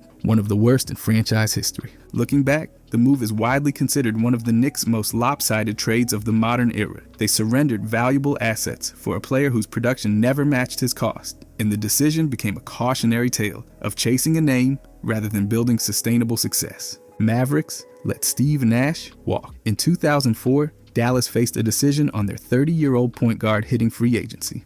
They offered about 4 years at $9 million annually, with only part of a 5th year guaranteed. Phoenix came in with 6 years and $63 million, and the Mavericks decided not to match. Mark Cuban and the front office leaned on medical advice, suggesting Nash's body might not hold up, and they wanted to prioritize building around Dirk Nowitzki and a younger core. Nash's move to Phoenix flipped that narrative fast. He won back-to-back MVP awards, became the face of an explosive offense, and took the Suns deep into the playoffs. His ball movement and pace transformed the league's offensive trends. Meanwhile, Cuban has since admitted the choice still bothers him, and even Dirk has hinted that it's one of the most second-guessed calls in their run together. Fans never forgot either. As they've put it bluntly, the Mavericks didn't trade Nash. They let him walk for nothing. What they lost wasn't just talent, but a Hall of Fame leader who could have extended their contention window. In hindsight, financial caution and fear of decline cost Dallas far more than it saved, making this one of the franchise's most regretted what-ifs. Lakers trade Zubac for Muscala. On February 7, 2019, the Lakers sent 21-year-old Zubac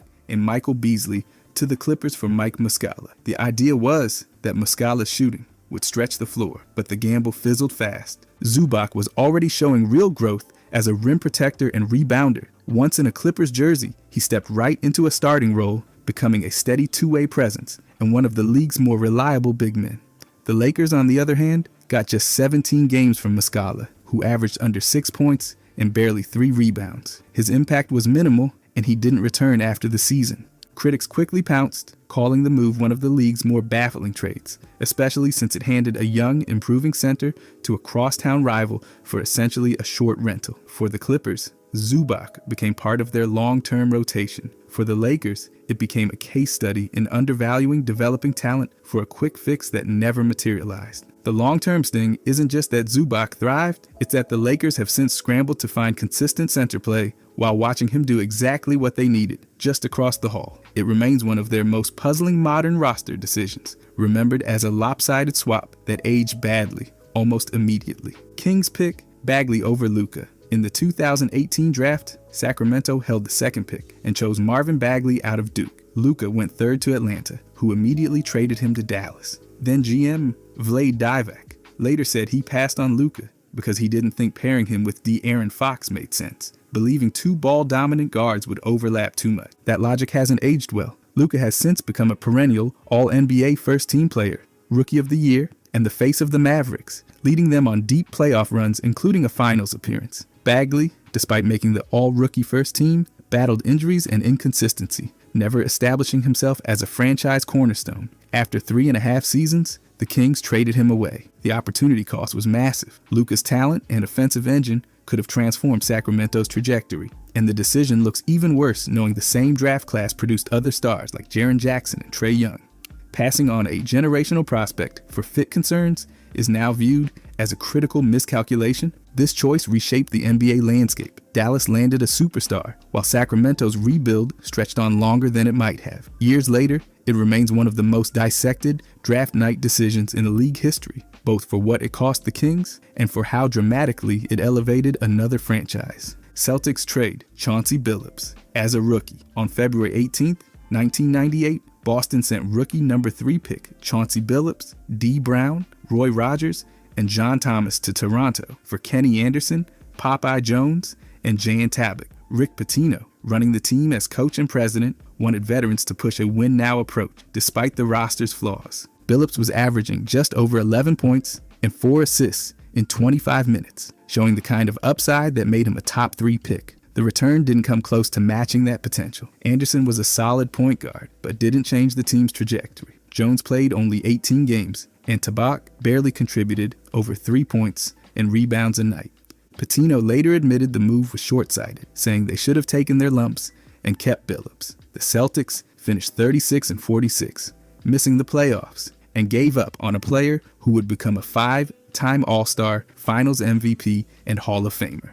The trade is still viewed, though, as one of Boston's biggest missteps, a classic case of chasing short-term stability at the expense of long-term greatness. Billups went on to lead the Pistons to a championship, while Boston was left with a cautionary tale about the cost of impatience. Clippers draft Michael Olowokandi, first overall. In 1998, holding the top pick, the Clippers chose the 7'1" center from Pacific, a late bloomer touted for his size and athletic upside despite a limited basketball resume. The gamble never paid off. Over his career, Olowokandi averaged about 8 points and 7 rebounds, battling injuries and failing to develop into the dominant presence they'd envisioned. The real sting came from who they passed on. That draft produced future Hall of Famers and All-Stars like Dirk Nowitzki, Vince Carter, Paul Pierce, and Anton Jameson. Any of them could have reshaped the Clippers' fortune. Instead, they went with positional need over proven production. Even then, GM Elgin Baylor admitted the choice carried risk, and Kareem Abdul-Jabbar, who tried mentoring Olowokandi, later called him talented but uncoachable, a trait that stalled his growth. This wasn't just a bad pick. It became a symbol of the Clippers' mismanagement in that era. With a different choice, they might have had a legitimate star to build around during one of the franchise's many down cycles. Instead, the number 1 selection turned into one of the most frequently cited draft busts in NBA history, a cautionary tale of chasing upside without weighing readiness or temperament. Warriors trade Chris Webber. After one season, in 1993, Golden State landed Webber with the first overall pick, and he delivered right away, 17.5 points, over 9 rebounds a game, Rookie of the Year honors, and a 50-32 record with a playoff berth. But behind the scenes, things soured fast. Webber clashed with coach and GM Don Nelson, who wanted him to play as a post-up center instead of the versatile power forward role he preferred. With a 1-year escape clause in his rookie deal, Webber forced the team's hand by demanding a trade. The Warriors sent him to Washington for Tom Gugliotta, and 3 future first-round picks in 1996, 1998, and 2000. Giuliotto was gone before the end of the season, and the picks never came close to matching Weber's value. Losing a generational young star after just 1 year crippled Golden State's trajectory. The team missed the playoffs for the next 12 seasons, cycling through coaches and rosters, while Weber went on to multiple All-Star selections and an All-NBA career. This wasn't just a bad trade, it became a symbol of how internal clashes and rigid philosophies can sabotage a franchise's future. For Warriors fans, it remains one of the clearest examples of what happens when short-term control wins out over long-term vision. Raptors trade Vince Carter for minimal return. In December 2004, Toronto sent their franchise star to New Jersey for Alonzo Mourning, Eric Williams, Aaron Williams, and 2 future first-round picks. Mourning refused to report, was bought out, and signed with Miami. The Williams brothers played limited minutes and were eventually moved on. The draft picks became Joey Graham in 2005 and Ronaldo Balkman in 2006, neither approaching Carter's impact. Carter was more than just an all-star. He was Air Cannon, the player who put the Raptors on the map, brought them their first playoff berth, and helped forge a basketball identity in a hockey-first city. Moving him for so little gutted both the roster and the fan base's morale. While tensions with management and injuries played into the breakup, the return was almost entirely short-term filler. Carter thrived with the Nets, making playoff runs and continuing his all-star level production, while Toronto entered a period of mediocrity without a clear centerpiece. This trade remains one of the most lopsided in league history, a cautionary tale about letting a star go without securing meaningful assets in return. Nearly 2 decades later, Carter's number 15 now hangs in the rafters, but the sting of how he left still serves as a reminder of how quickly a franchise's trajectory can change when talent is mismanaged. Trailblazers pass on Michael Jordan. In 1984, Portland had the 2nd pick and went with Sam Bowie, a 7'1" center from Kentucky who'd already dealt with serious leg injuries. They passed on Michael Jordan, who went 3rd to Chicago. Portland's logic was all about filling a gap at center, since they already had Clyde Drexler and Jim Paxson at shooting guard. General manager Stu Inman later admitted he didn't recognize just how great Jordan would become. Bowie had flashes of skill, but his time in Portland was defined by injuries. Over 5 seasons, he played only 139 games, and multiple leg fractures forced him into repeated surgeries. That meant Portland never got the dominant big man they hoped for. Meanwhile, Jordan exploded into a global icon. He won 6 championships, 5 MVP awards, and transformed basketball into an international phenomenon. The contrast between what Portland got and what they passed up makes this one of the most talked about missteps in sports history. This wasn't just a bad pick. It became the textbook example of why teams can't draft solely for positional need.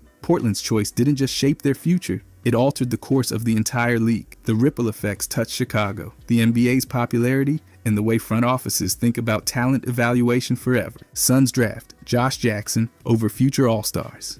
In 2017, Phoenix held the 4th pick and chose Josh Jackson, a 6'8" wing from Kansas. He even skipped a workout with Boston to make sure he landed with the Suns. At the time, the choice made sense to a lot of people. They wanted more defense and athleticism alongside Devin Booker, and Jackson was seen as a top 2-way option for a rebuilding roster. Jackson's rookie year brought enough promise to land him on the all-rookie 2nd team. But things didn't trend upward. By year 2, his stats leveled off at around 11 points and 4 rebounds per game, and frustration on the court showed through technical fouls. 2 seasons in, Phoenix traded him away, ending what was supposed to be a long-term fit. The sting of that decision got worse, as players taken after him thrived. De'Aaron Fox became a speedy all-star guard. Donovan Mitchell grew into a franchise leader with multiple all-star nods. Bam Adebayo developed into a defensive anchor and reliable scorer for Miami. Each of them delivered the consistent production and leadership Phoenix had been missing. By 2022, a Bleacher Report redraft dropped Jackson all the way to pick 26, showing just how far his stock had fallen. For the Suns, it was a lesson in valuing proven potential over perceived positional need, and it's remembered as a choice that could have completely altered their path had they gone in another direction. Wizards draft John Vesely, 6 overall. In 2011, Washington used their 6th pick on Jan Vesely, a Czech forward with impressive athleticism and a reputation for high-flying play. Scouts saw him as a unique blend of size, speed, and leaping ability, and some even compared him to Blake Griffin's overseas twin. John Wall later admitted that the team believed that comparison at the time. The plan was to slot Vaselli in as a versatile frontcourt piece who could run the floor and energize a rebuilding roster. Instead, his NBA production never came close to those expectations. Over 3 seasons, he averaged fewer than 5 points per game and never carved out a steady role. His game didn't translate against NBA defenses, and his lack of polish made it hard for him to adapt. The problem wasn't just his own play, it was what the pick represented. With a high lottery slot, Washington had the chance to land a real building block. Players like Klay Thompson were still on the board, and missing out on that level of talent stalled their progress in the early John Wall years. This wasn't an isolated misstep either. The Vesely selection highlighted a pattern of questionable drafting decisions that limited the team's long-term growth. By the time Washington moved on, the damage was done, and the choice became one of the defining reminders of how risky it can be to chase athletic potential without proven skills to back it up. Bulls trade Ron Artest before his prime. In February of 2002, Chicago sent Ron Artest, Brad Miller, Ron Mercer, and Kevin Ollie to Indiana. Coming back were Jalen Rose, Travis Best, Norm Richardson, and a second-round pick. At the time, the Bulls gave up nearly 59% of their scoring in one move. Indiana quickly cashed in. Artest developed into one of the league's toughest perimeter defenders and earned all-star recognition. Miller wasn't far behind, becoming a reliable scoring and rebounding presence in the Pacers' frontcourt and grabbing an all-star spot himself. Both players provided the kind of long-term production every rebuilding team dreams about. Chicago's return didn't come close. Rose was solid offensively, but only appeared in 128 games before moving on. Best played sparingly, and Richardson saw almost no court time at all. That second-round pick didn't change the franchise's direction either. Looking back, the trade essentially swapped 2 future All-Stars for short-term scoring help and minimal depth. For a team in transition, it drained away young talent right when patience could have paid off. It's remembered as one of the franchise's most lopsided deals and a cautionary tale about rushing to make moves instead of letting developing players reach their full potential. Kings draft Thomas Robinson over Damian Lillard. In 2012, Sacramento held the 5th pick and went with Thomas Robinson, a power forward from Kansas. The very next pick, Portland grabbed Damian Lillard, who went on to become one of the league's most dynamic guards. At the time, the Kings saw Robinson as a strong, high-energy frontcourt piece, but his stay in Sacramento was short. He averaged under 5 points per game and was traded to Houston before his rookie season even ended. Lillard, meanwhile, immediately made noise as Rookie of the Year and grew into a perennial All-Star, multiple All-NBA selection, and Portland's all-time leading scorer. The gap between the two careers couldn't be wider, and that contrast turned this decision into one of the most criticized in Kings history. Analysts have pointed out that the issue wasn't just missing on Lillard, it was how little value the Kings got from their pick. That missed opportunity stung even more as Lillard consistently delivered clutch performances and leadership, exactly what Sacramento had been lacking. Fans haven't let it go either. The choice is still a talking point over a decade later, often brought up as a symbol of the franchise's struggles with talent evaluation. 24-second shot clock. Before the rule existed, teams could just hold the ball for the whole game if they wanted. Back in the early 1950s, games were slow, scoring was low, and fans were bored out of their minds. One game ended 19-18. People paid money to watch that. Teams stalled so hard that overtime looked like a nap, so the league needed a fix. That's when Danny Biasone and Leo Ferris showed up with a calculator and a dream. They figured if teams took about 60 shots each, that made 120 total. Divide that into a full game and boom, 24 seconds per possession. They literally did the math and made the clock. It started in 1954. Now, if you don't shoot in time, you lose the ball. No more standing around. It forced teams to run plays, move the ball, and actually try to score. The defense had to work faster too. Games got more exciting right away.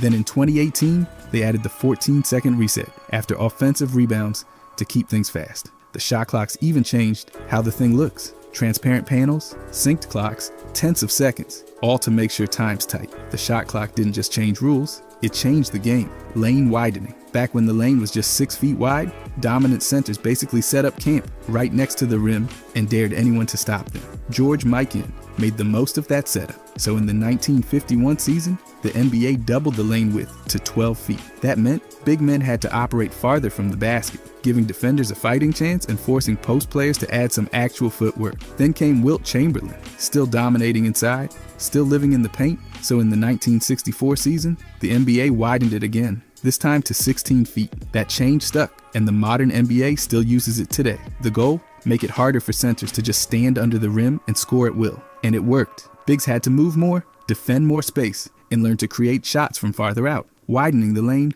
also helped open up offenses. It gave slashers more room to cut, gave shooters more space, and made defense more dynamic. International leagues eventually followed, switching to the 16-foot rectangular lane too. So the paint, once a cozy home for giants, turned into a battleground that demanded skill, not just size. Three-point line. Before the three-pointer, basketball was a two-point world. Long shots got you nothing extra, which made perimeter players less valuable. That changed when the ABA introduced the three-point shot in the late 60s. It wasn't just about scoring. It stretched the defense, gave shooters more purpose, and made the game way more dynamic.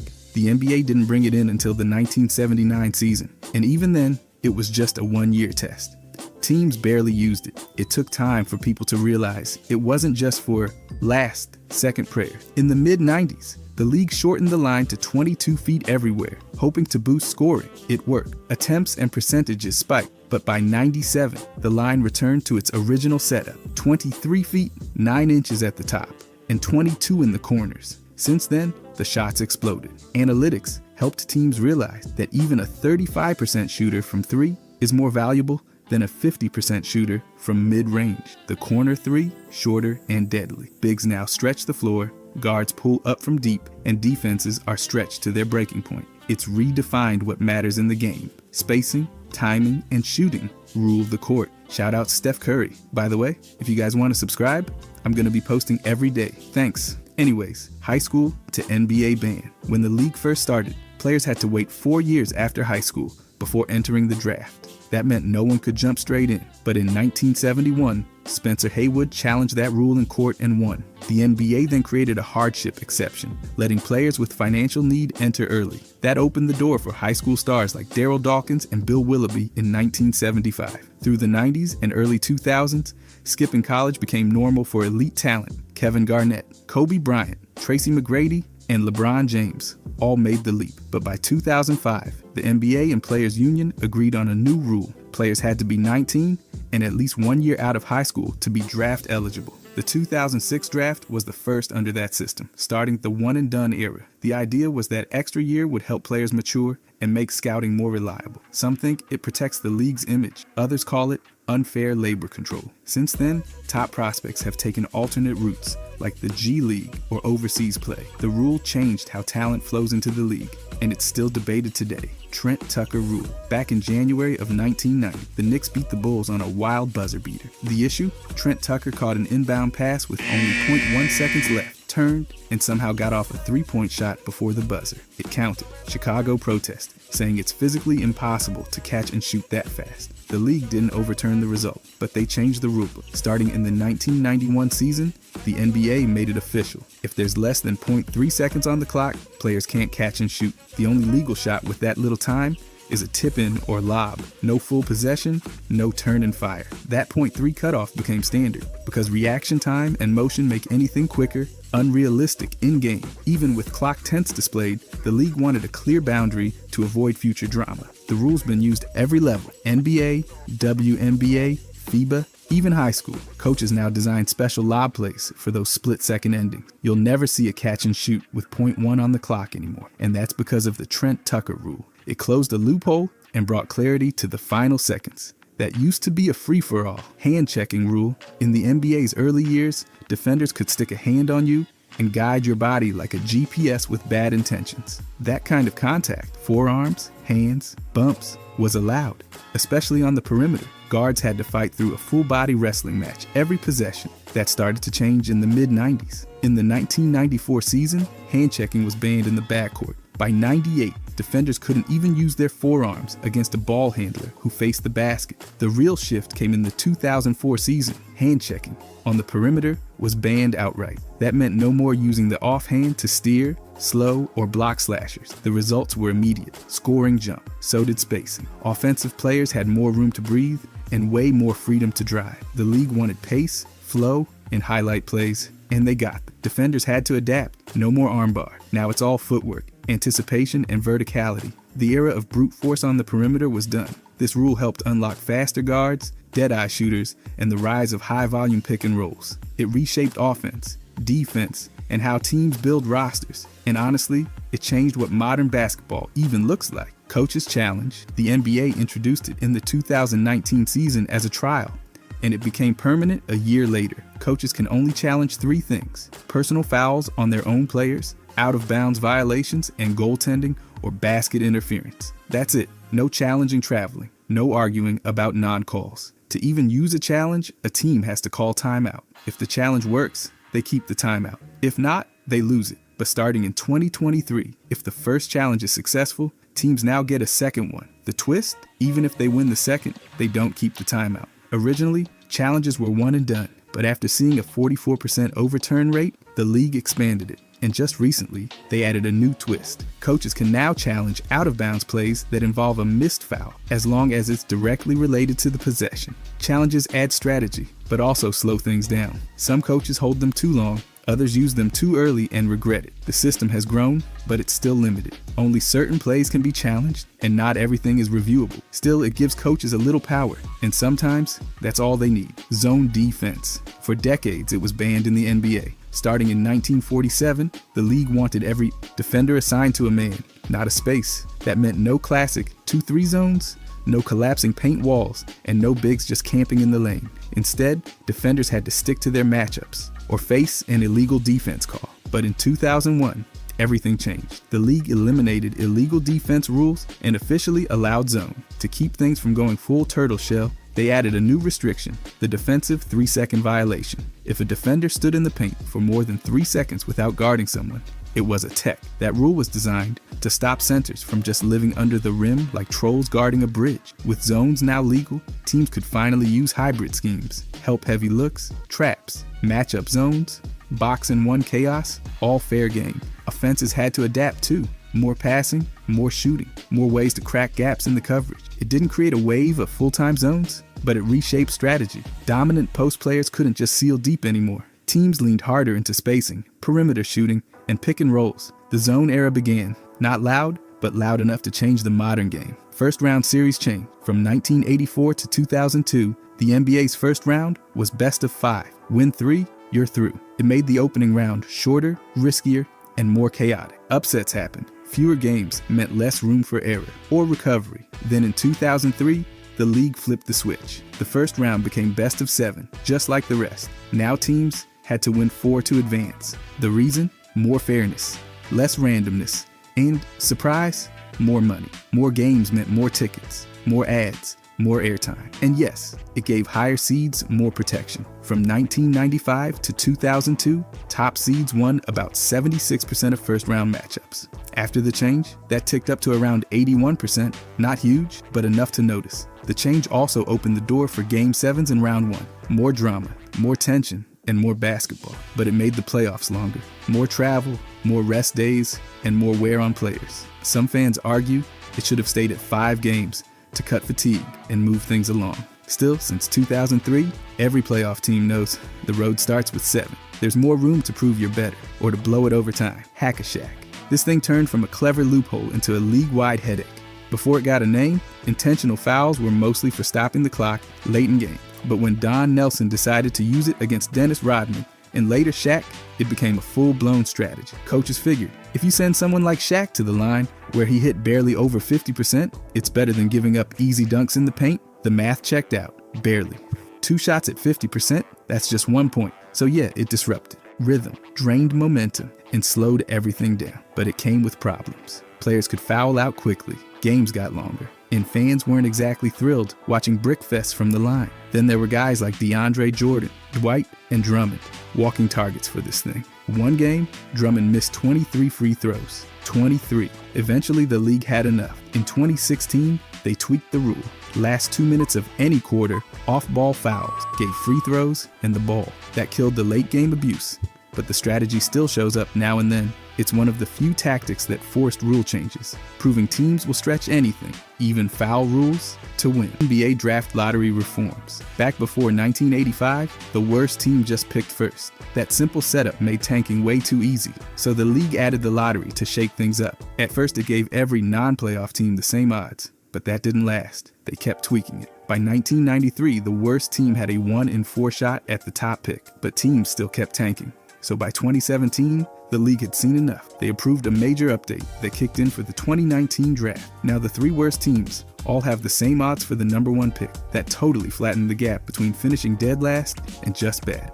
The top 4 picks are now determined by lottery instead of only the top 3, and the worst team can't fall lower than 5th. That sounds fair, but critics say it's still not enough. Since the change, no worst team has actually landed the top pick. Some want even more flattening. Others say give every lottery team the same odds. One wild idea even involves a tournament for draft position. The current format helps a bit, but randomness, transparency, and tanking. Debates aren't going anywhere anytime soon. Goaltending. Back in the early days, nobody thought players could block a shot after it reached its peak, so there wasn't even a rule for it. Then guys like Bob Kurland and George Mikan came along, towering over everyone and swatting shots that were clearly on their way in. That's when goaltending had to be invented. The NCAA made it official in 1944, and the NBA eventually followed with its own version. In the NBA today, goaltending happens when a defender touches the ball on its way down toward the hoop, after it hits the backboard while still heading up, or while it's sitting above the rim inside the invisible cylinder. If the shot had a chance to go in and the defender messes with it, points get awarded like the shot actually went in. No need to guess. The ref just signals the bucket and it counts. There's also a rule against trapping the ball on the backboard or shaking the rim to change the bounce. Even touching the net when the ball is in the net can get flagged. Shot blockers have to be precise, jump too late, and it's a goaltend. This rule keeps defense from erasing every good shot and forces timing over raw side, take foul. This rule came in to stop defenders from ruining fast breaks by fouling with zero effort to play the ball. Starting in the 2022 season, the NBA had enough of guys just wrapping up ball handlers right after a turnover to avoid giving up an easy layup.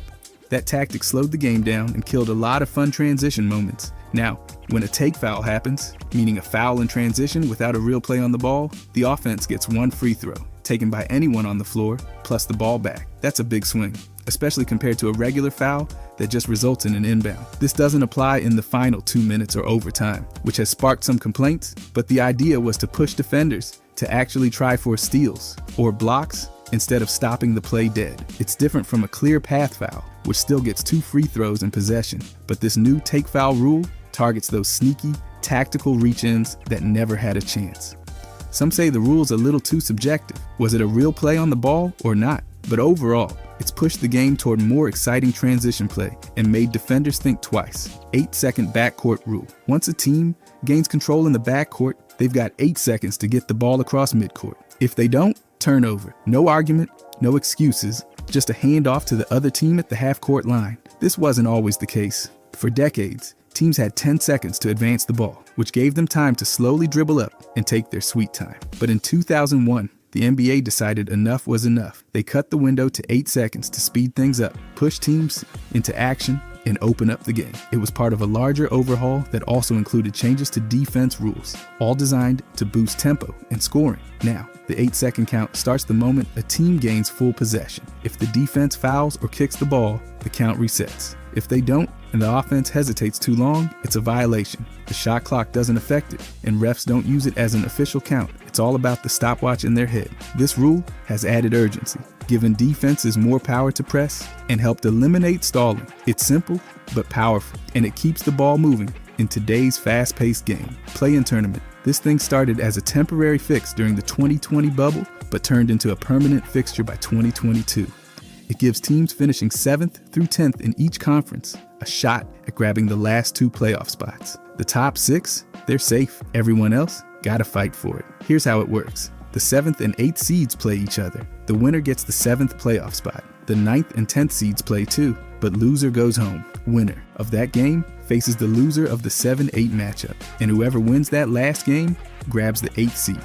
It's quick, intense, and high pressure. Unlike normal playoff series, this is 1 or 2 games. Mess up once, and it could be over. The goal was to add urgency, stop teams from tanking, and make more late season games matter. And honestly, it worked. Now teams care about getting at least to 10th. There are downsides. Some say it's unfair to make the 8th seed risk their spot after grinding all season. Others think it rewards mediocrity, but it's created chaos, buzzer beaters, and momentum shifts. The Miami Heat even went from the play-in to the finals. So yeah, this little tournament changed the whole playoff picture. 3-second violation. This one quietly shapes how the paint is played, even if it doesn't grab headlines. The offensive version came first, in 1936, so players couldn't just post up and live in the key. If an offensive player stands in the paint for more than 3 seconds while their team has control in the front court, it's a turnover. The count pauses if they're actively moving toward the basket, shooting, or about to leave. But if they just stand there, violation.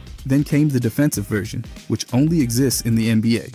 When the league legalized zone defense in 2001, they added the defensive 3-second rule to stop bigs from just camping in the paint all game.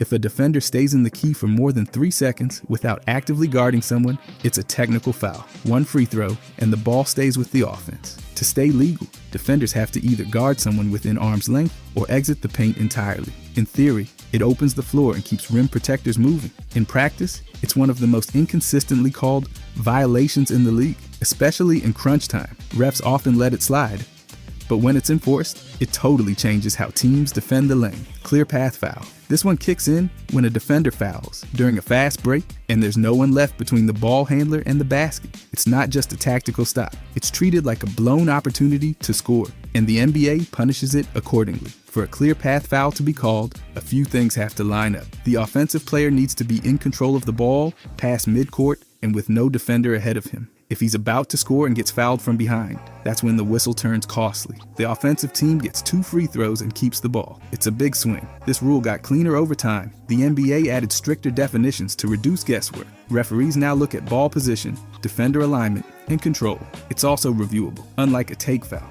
If the refs initially missed the call, they can go back and upgrade it. Clear path overrides. Take foul when both could apply, and the penalties are steeper. 2 shots instead of 1, but it's not without drama. Some fans say it slows the game down or gets triggered on soft contact. Still, in a tight game, a clear path call can flip momentum fast and punish lazy transition defense. Positionless all-NBA teams. The days of needing 2 guards, 2 forwards, and 1 center, gone. Since the 2023 collective bargaining agreement, All-NBA is officially positionless. Voters now just choose the top 15 players, and the 5 with the most points make first team. No need to squeeze players into arbitrary spots. If 5 bigs dominate the year, 5 bigs can make it. It's based on performance, not positional quotas. This isn't totally new. Back in the late 1940s and early 50s, All-NBA was already positionless. But from 1956 through 2023, the ballot followed the rigid 2 guards, 2 forwards, 1 center formula. That led to messy debates and weird votes, especially when multiple superstars played the same position. Now, it's all about who's the best, period. Of course, players have to meet the new 65-game minimum to be eligible, unless they qualify under the injury exception. So if someone dominates for 60 games, sorry, they're out. The change fixes some old problems, like MVP-level players missing first team because of positional logjams, but it also brings new ones. All-NBA teams now look less like real basketball lineups and more like who got the most votes. Still, it's a clearer reflection of how the modern game actually works. Offensive goaltending. This rule exists to stop players on offense from messing with the ball when it's too close to going in. Specifically, if a player touches the ball while it's on or above the rim or still within that invisible cylinder above the basket, it's a violation. That includes tapping in a shot while it's rolling on the rim or grabbing the rim to tip the ball in. Doesn't matter if it's a light touch or a full volleyball spike. If the ball's still in the danger zone, you can't touch it. The rule goes back to 1956, mostly to keep towering players from just living near the rim and swatting or stuffing shots in whenever they felt like it. That era saw bigs like Wilt Chamberlain force rule changes just by existing. Today, offensive interference is rare, mostly because players know not to mess around above the rim unless they're dunking, which is one of the few exceptions. If the violation's called, the basket doesn't count, and the ball goes to the defense. In tight games, it can flip the momentum. And even though replay is allowed in the last 2 minutes, if refs don't call it live, it can't be reviewed. Timing, angle, and discipline all matter here. Advance the ball. Timeout rule. In the final 2 minutes of the 4th quarter or overtime, NBA teams get a special privilege. If they call a timeout while the ball is in the backcourt, they can choose to inbound the ball from the front court, basically skipping the 8-second backcourt rule and setting up a quick scoring opportunity. It's one of the few times in basketball where geography literally changes because of a timeout. This rule doesn't apply earlier in the game, If you call a timeout with the ball in the backcourt at say 3 minutes left, you're inbounding from the backcourt. But once that clock hits under 2, everything changes. The idea is to make late game situations more exciting and strategic. Give teams a real shot to draw something up and go for the win. The shot clock stays the same unless it's below 14, in which case it resets to 14 seconds. And yes, this only works in the NBA. FIBA, NCAA, and most other leagues don't allow you to leapfrog half the court just because you called timeout. Used right, this rule can flip the final seconds of a game. And used wrong, you're just handing the ball over, closer to the defense. 5-second back to basket. Before this rule existed, players, especially bigger ones, could just camp out in the post, endlessly backing down defenders like a slow-motion bulldozer. It slowed the game and gave the defense way too little room to work with. The league eventually had enough of that and introduced the rule in 1999. The idea was to force more pace, more ball movement, and less of those long, isolation-style possessions that bored everyone except the guy dribbling. Now, if a player is in the front court, below the free throw line extended, and starts backing down with the dribble, they've got 5 seconds. If they don't pass, shoot, or at least pick up the dribble, the whistle blows. That ball goes to the other team right at the sideline. The count cuts off if they stop dribbling, if they cross above the free throw line, or if the ball gets tipped. The nickname Charles Barkley rule stuck around for a reason. He and Mark Jackson really leaned into this style. These days, though, you rarely see it called. Refs usually let it slide unless someone really tests the clock, but players still know it's there, and it changes how long they're willing to post up before making a move. Bird rights. This is one of the NBA's sneakiest tools for building a roster without blowing up the salary cap. A team can re-sign its own free agent even if it's already over the cap, thanks to this rule. That's why players with bird rights are worth more to the teams they've played for. If a player stays with the team for 3 straight years without being waived or switching in free agency, he earns full bird rights. That lets the team offer a contract up to the maximum salary for up to 5 years. There are also early bird and non-bird rights, which kick in if a player has 2 years or fewer, with more limits on contract size. Bird rights follow a player if he's traded, but they reset if he signs somewhere new or gets waived and clears waivers. Teams can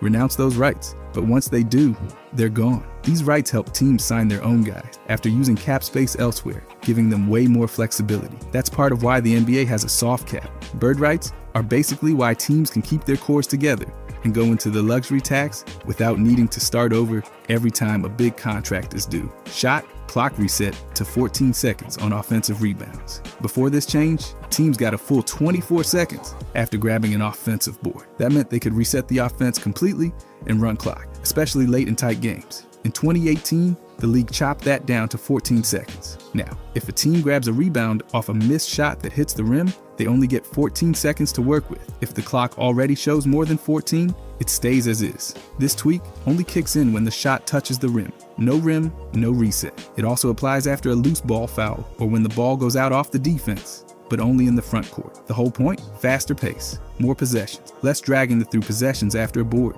The G League, WNBA, and FIBA were already doing it, so the NBA followed suit. Most teams already shot quickly off offensive rebounds anyway, so the impact was more about stopping late game stalling. Coaches have had to adjust. You cannot spend 10 seconds setting up anymore. Critics say it lowers the value of offensive rebounds, and some think 14 is too short. But the rule stuck, and it's quietly changed how teams handle second chance opportunities. Restricted area, this arc underneath the basket, changes everything when it comes to drawing charges. If a helped defender's feet are inside that arc, when contact happens, it's not a charge. It's usually a blocking foul, but it doesn't apply to the primary defender, the one guarding the offensive player from the start. That guy can still draw a charge, even under the rim. The rule's been around since the late 90s, but it's gotten sharper over time. The league even uses replay in the final 2 minutes to see if a defender's inside the arc. The arc itself is 4 feet from the center of the basket, and it only applies in front, not along the baseline behind the hoop. The restricted area helps protect players who are attacking the rim at full speed.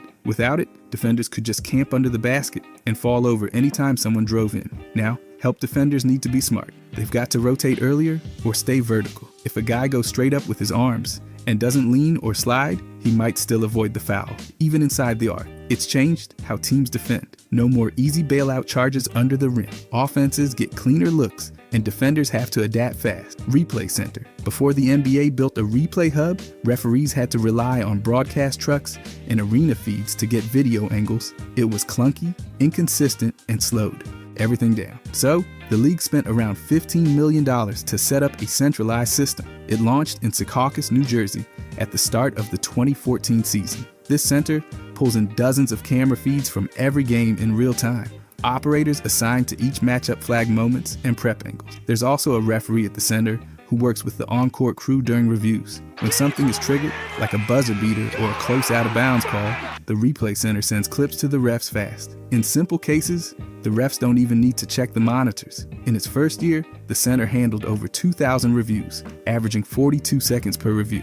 About 1 in 5 calls were overturned. The biggest upside? Faster decisions and better angles. But it's not perfect. The center can't start reviews on its own. That power still belongs to the referees on the court. Some reviews still drag on too long, and there's ongoing debate about giving the center more control to speed things up even more. Two-way contract. These deals let a player split time between an NBA team and its G League affiliate without taking one of the 15 standard roster spots. They're only for players with 4 or fewer years in the league. Teams can now have 3 of them. It's a way to keep young talent close without giving up a main roster slot. A two-way player can be active for up to 50 NBA games. They're paid based on how many days they spend with the NBA team, and the salary is about half the rookie minimum. Back when this started in 2017, teams only got 2 slots, and players could only be with the NBA club for 45 days.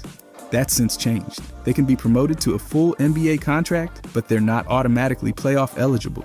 If a team wants to use them in the postseason, they've got to convert that deal. And while they can be traded, they can't be dealt within 30 days of signing. For teams, these are low-risk ways to develop undrafted players or late bloomers. It's also a smart cap move since the deals don't count against the salary cap. That makes it easier to build depth without clogging up the books or the roster. Stepien rule. This one's named after Ted Stepien, the former Cavaliers owner who casually traded away Cleveland's first-round picks for 5 straight years in the early 80s. The league watched that chaos unfold and said never again. So now, teams aren't allowed to trade away first-rounders in consecutive future drafts. That's the core of the rule. Don't strip your team of long-term assets 2 years in a row. Here's how it works. If a team trades its 20, 25, first-round pick, it can't also trade the 2026 pick unless it acquires another first-rounder for one of those years. Any first-round pick counts. It doesn't have to be their own. So if they get someone else's pick for one of those years, they're good. There's another wrinkle. If a traded pick is protected and might not convey, that uncertainty can block another trade. Because if it rolls over, you might end up pickless 2 years in a row. That's a no-go. Teams use pick swaps or draft day trades to sneak around the edge cases. But the main idea stands. The rule forces front offices to keep at least one first-round pick every other year. It's all about protecting teams from self-inflicted disasters, even if they don't realize they're doing it. Undersized underdog. These players show up on the court looking like they missed the growth spurt memo, and yet they end up making the biggest noise. They're too short by NBA standards, often ignored in the draft, and constantly told they can't make it. But they don't listen. They grind. They scrap for every opportunity and fight like their spot could vanish tomorrow. The league loves measurables, but these guys force teams to respect the immeasurable. Fred VanVleet is a textbook case. He went undrafted in 2016, even after leading Wichita State to national attention. He stands just 6 feet tall and doesn't wow anyone at the combine, but none of that stopped him. He clawed his way up through the G League, earned minutes, and eventually became a full-time starter. He didn't just show up in the 2019 finals, he showed out, hitting huge shots and helping Toronto win it all. From there, all-star nod and a $100 million contract. That's not luck. That's what happens when talent meets relentless effort. Fred didn't wait for approval. He took it. That's what makes the undersized underdog so fun to watch. They just won't quit. Flopper. The flopper lives in every fan base's nightmares. They turn the basketball court into a stage, acting out every bump and nudge like they're auditioning for a soap opera. These guys aren't just selling fouls. They're practically hosting yard sales. They exaggerate contact that would barely move a toddler, falling back like they've been hit by a truck. But here's the thing. It works. It drives fans nuts, but it changes games. Refs buy into the drama, and suddenly the flopper's walking to the line while everyone else is staring in disbelief. These players are sneaky. They bait defenders, lure them in, then snap their heads back like they just took a punt. Offensive foul. Crowd erupts. The other team's rattled. The refs are flustered. And somehow, momentum shifts. It's annoying, it's manipulative, but it's smart. You can't ignore the impact. Marcus Smart basically wrote the flopper handbook. He's not dirty. He's just constantly performing. He flies across the court, drawing charges with the grace of a theater major. Opponents hate him for it, but he forces refs to make calls. It's not pretty, but it works every single time. Pass first point God. These are the maestros of the hardwood, the ones who treat a basketball like a conductor's baton. They're not out there hunting for shots or trying to drop 40 every night. They're running the show, always thinking 2 steps ahead, making sure the right guy gets the ball at the right time. Everything flows through them. Their court vision is ridiculous, threading passes through defenders like they've got X-ray vision. You'll barely notice them scoring, but you'll definitely notice how everyone around them suddenly looks way better. These players turn decent offenses into well-oiled machines. Chris Paul is the blueprint here. He's climbed into the top 5 in all-time assists, and it's not by accident. He reads defenses like he's flipping through a picture book. He controls pace, gets guys easy looks, and never seems rattled. His whole style screams precision. And it's not just the stats. Teams win more when he's running point. They move better, score smarter, and just look more competent. That nickname, Point God, it's earned. He doesn't dominate with flash, he dominates with control. That's what makes this archetype so respected. They're not chasing numbers, they're chasing greatness through team success. By the way,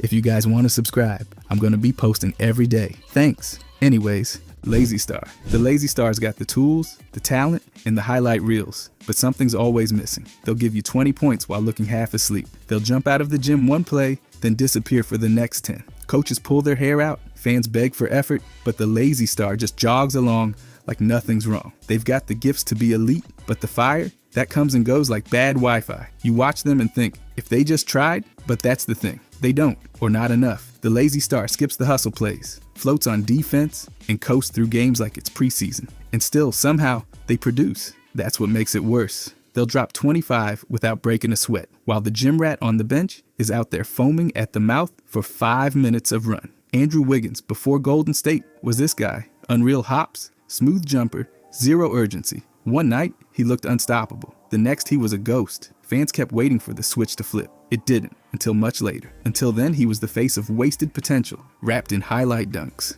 Loyal franchise guy. These are the players who plant their flag and stay put, no matter what. They don't chase super teams or bounce around trying to stack trophies. They grind it out with one squad through the ugly rebuilds, the early playoff exits, the locker room chaos. You name it, they're all in, year after year. This archetype becomes the face of the franchise, the one constant fans can rely on. They grow up with the city, ride every high and low, and turn loyalty into legacy. Kobe Bryant is the perfect example. He played 20 seasons with the Los Angeles Lakers, which is the most ever by a guard. He stayed when it would have been easier to leave. He dealt with team drama, coaching changes, and even trade rumors, but never bolted.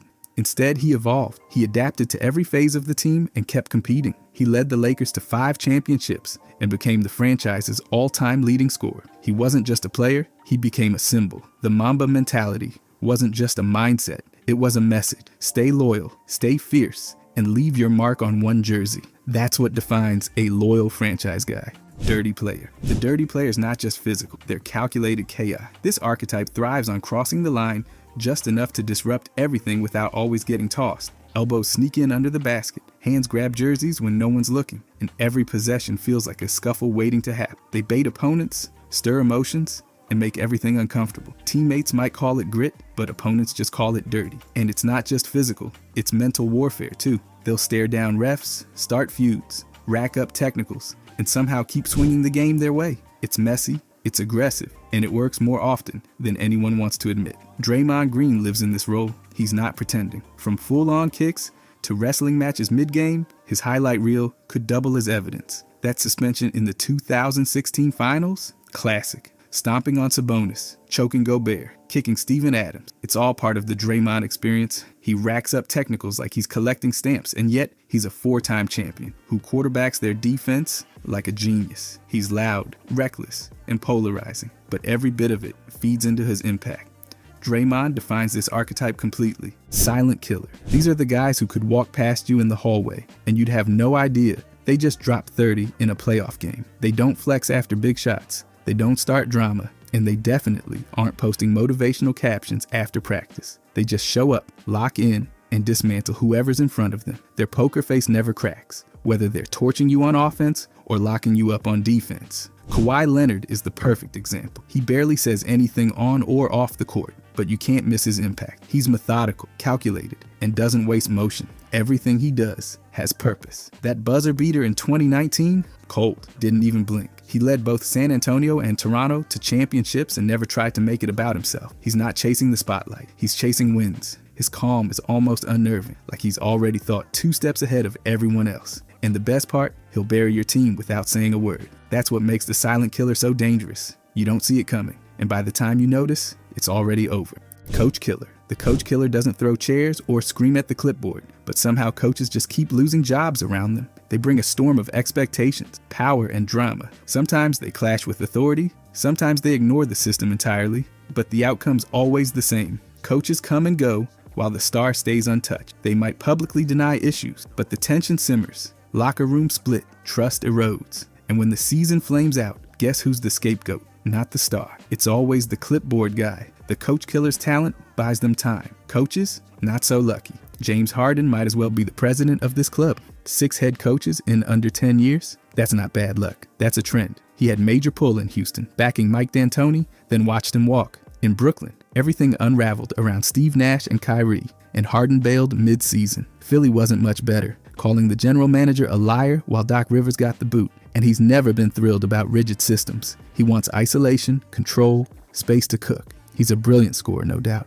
But when coaches start sweating, Harden's usually somewhere in the frame. Human highlight reel. These are the players who make you pause the game, rewind it, and shout at your screen like it just did something personal. They bring fireworks every night with dunks that defy gravity, hang time that feels illegal, and finishes that look like they broke a video game. They don't need the ball every possession, but when they get it, watch out. They're jumping over defenders, contorting midair, and leaving fans with their jaws on the floor. Aaron Gordon fits this perfectly. His dunk contest showdowns in 2016 and 2020? Unreal. People still argue he should have won both, but he doesn't just save the highlights for All-Star Weekend. He does it in real games too. Transition dunks, backdoor lobs, and fast break posters. It's non-stop. He combines ridiculous vertical with finesse, which makes him unpredictable and impossible to look away from. Even now in Denver, where his role's more balanced, the highlights haven't stopped. He's still flying around and putting defenders on posters like it's personal. The numbers might not always pop, but the clips? Instant classics. That's what makes the human highlight reel so magnetic. You never know what's coming, but it's never boring.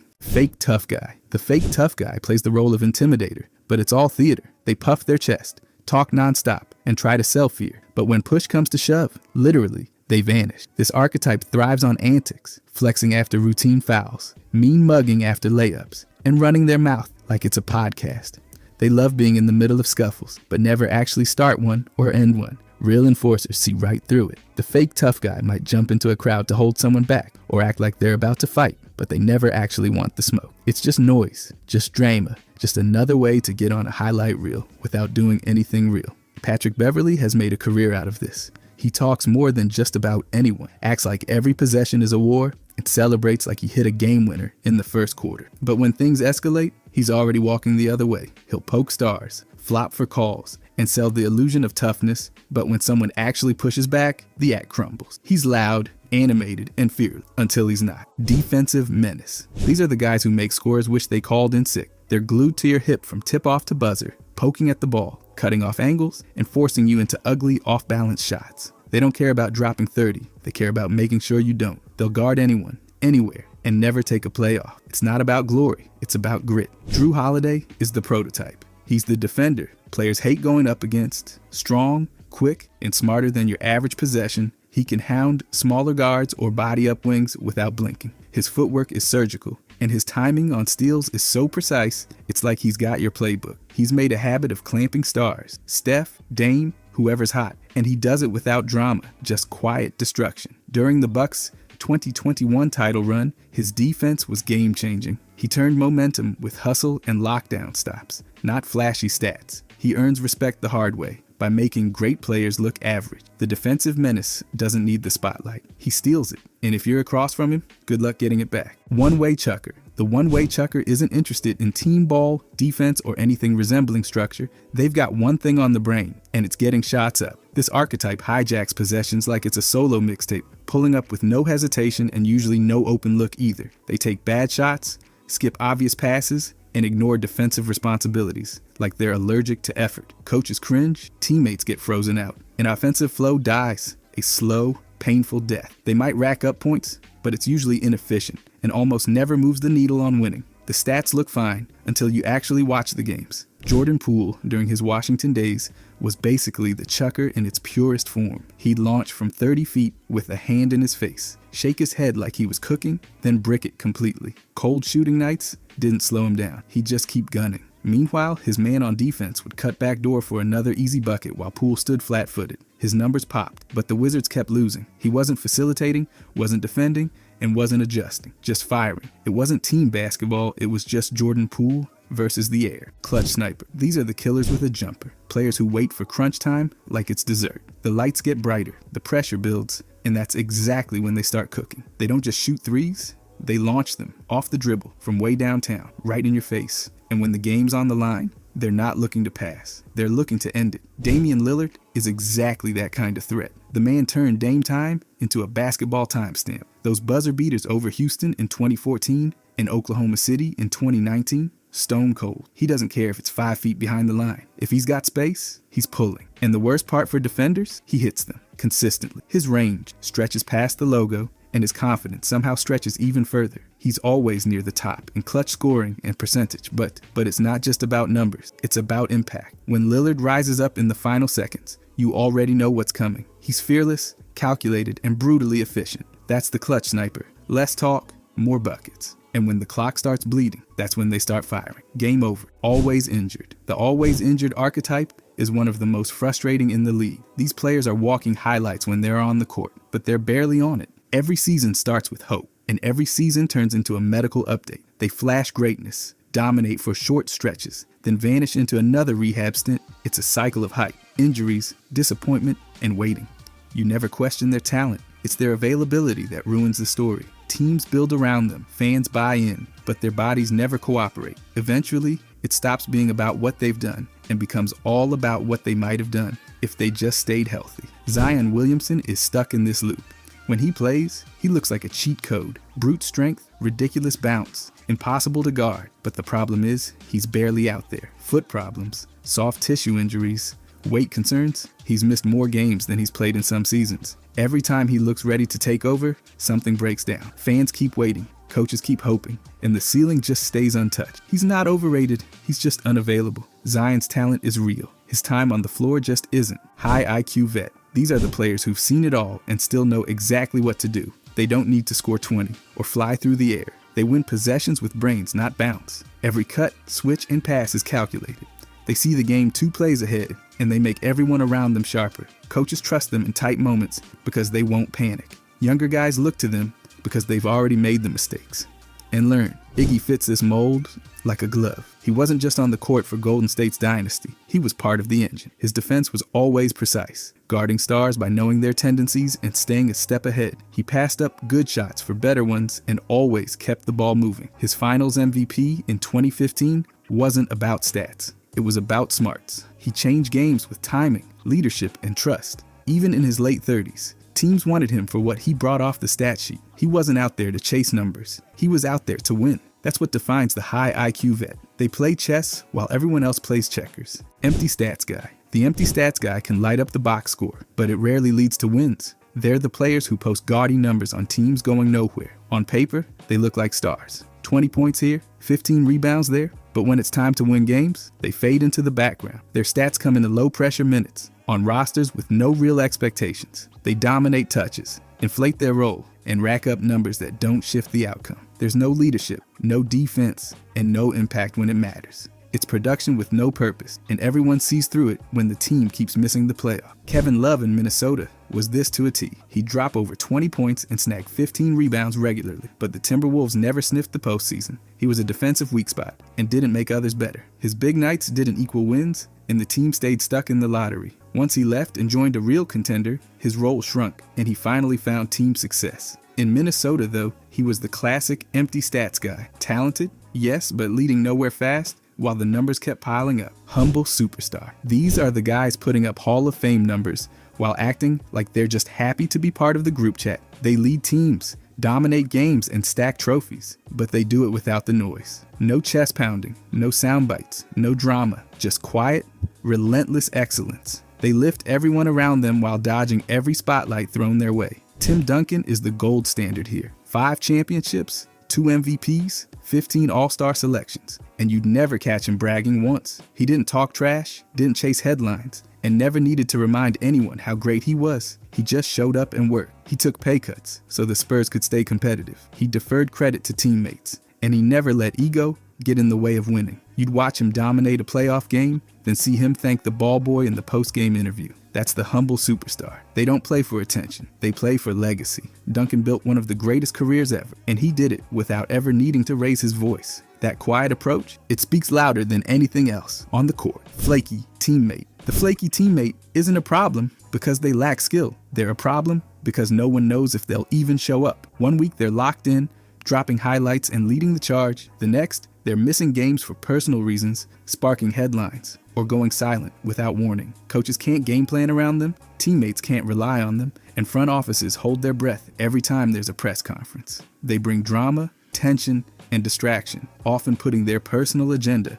ahead of team goals. It's exhausting. You get flashes of greatness, but they're surrounded by questions, explanations, and chaos. Kyrie in Brooklyn was this on full display. One night, he'd drop 40 and make it look easy, then vanish from the team without a clear reason. He missed huge chunks of time, not for injuries, but for personal choices and controversies that constantly shifted the spotlight away from basketball. The chemistry never clicked, the super team fell apart, and even inside the organization, people started doubting his commitment. His talent's never been the issue. It's always been availability, focus, and consistency. Kyrie made Brooklyn unpredictable, sometimes incredible, but always unstable. Comeback story. These are the players who get knocked down hard, but never stay there. They deal with injuries, get traded, doubted, or just plain forgotten. But instead of folding, they grind. They fight through the setbacks, silence the noise, and climb all the way back, step by brutal step. Derrick Rose is that story. He became the youngest MVP in league history, exploding onto the scene. First star. The Me First star might put up huge numbers, hit game winners, and light up the scoreboard, but everything revolves around them. This archetype demands the ball, thrives on isolation, and slows down the offense so they can get theirs. They're allergic to passing unless it leads directly to an assist, and the only system they like is the one where they're taking every shot. Teammates become bystanders. Coaches lose their voices, and the team usually underachieves no matter how stacked the roster looks. These players chase legacy through stats, not wins. Carmelo Anthony, during his prime Knicks era, checked every one of these boxes. He was a walking bucket, no doubt, but the offense stopped moving the second he touched the ball. He resisted roles that didn't put him in the spotlight, struggled in off-ball systems, and rarely adjusted for the good of the group. While his stat sheet stayed full, the Knicks kept stalling out in the early playoff rounds. Even when surrounded by talent, the ball stuck to him like glue. Late in his career, he eventually took a step back, but the Me First label had already been tattooed on his prime years. Big Who passes. These are the big men who throw dimes like their running point, except they're 6'10" and built like a brick wall. Instead of just backing guys down and dunking, they read the floor, thread passes through traffic, and make the offense hum from the elbows. They're not out there to be statues in the paint, they're creators. Sabonis lives in that role. He's the heartbeat of Sacramento's offense, operating out of the high post and constantly dishing out dribble handoffs, backdoor assists, and quick reads. He averages more than 7 assists per game as a center, which is wild. He sets brutal screens and immediately looks to pass, keeping defenders guessing. When he grabs a rebound, he doesn't wait. He launches outlet passes to start the break. Sabonis isn't looking to rack up ISO points or force the action. He's the glue guy with vision, making sure the ball keeps moving and everybody eats. That's what makes the Big Who passes so fun. It's the blend of size, skill, and smarts. And Sabonis, he doesn't just fit the archetype, he's redefining it in real time. Contract year hooper. The contract year hooper suddenly turns into a world beater right before payday. For most of their career, they're fine. Sometimes decent, sometimes forgettable. But once that deal's on the horizon, they flip a switch. Suddenly they're hustling on defense, knocking down shots, and doing all the little things they ignored before. Coaches love the effort, fans buy into the breakout, and front offices start prepping the checkbook. Then the ink dries, and it all vanishes. The intensity fades, the numbers dip, and the same player who looked like a budding star suddenly blends back into the background. Otto Porter mastered this act in the 2016-17 season. He shot the lights out, defended with purpose, and looked like a core piece for Washington's future. The Wizards handed him over $100 million and almost instantly regretted it. Post-contract, he battled injuries and rarely resembled the guy who earned that max deal. The effort dropped, the impact disappeared, and the production never matched the price tag. Teams learned the hard way that not all breakouts are built to last. Porter became the warning label every general manager reads before free agency. Fan favorite bench guy. These are the players who check in and instantly make the crowd lose it. They're not putting up all-star numbers, but fans don't care. They love them for the effort, the energy, and the way they play like every possession might be their last. These guys sprint after loose balls, throw their bodies around on defense, and hype up teammates like it's their full-time job. Alex Caruso fits this perfectly. He came up from the G League and turned into a must-watch piece of every rotation he's been in. His hustle is non-stop, diving on the floor, making steals, and doing the dirty work that never shows up on the scoreboard. And then he'll throw down a dunk that makes the whole arena explode. He earned the nickname Bald Mamba for a reason. Fans didn't just like him, they adored him. It wasn't about the minutes or the stats. It was about how hard he played and how much he cared. Caruso didn't need the spotlight. He just earned it with grit and heart. That's the fan favorite bench guy. Unselfish, all in, and impossible not to root for. Ring chaser. The ring chaser is that veteran who's done everything except win it all and decides to fix that by joining a ready-made contender. They're not chasing stats anymore. They're chasing jewelry. These players take less money, accept bench roles, and slide into locker rooms full of stars just to grab that one missing piece of their career. They're often past their athletic prime, but they bring experience, toughness, and just enough left in the tank to matter when it counts. Publicly, they'll say it's about the team, the culture, the brotherhood, but really, it's about the banner. Gary Payton turned this into a textbook case. After years dominating in Seattle, being an elite defender and all-star, he still had no ring. By the time he hit Miami, he was 37. Clearly not the same guy, but he didn't need to be. He came off the bench, took limited minutes, and watched Wade lead the charge.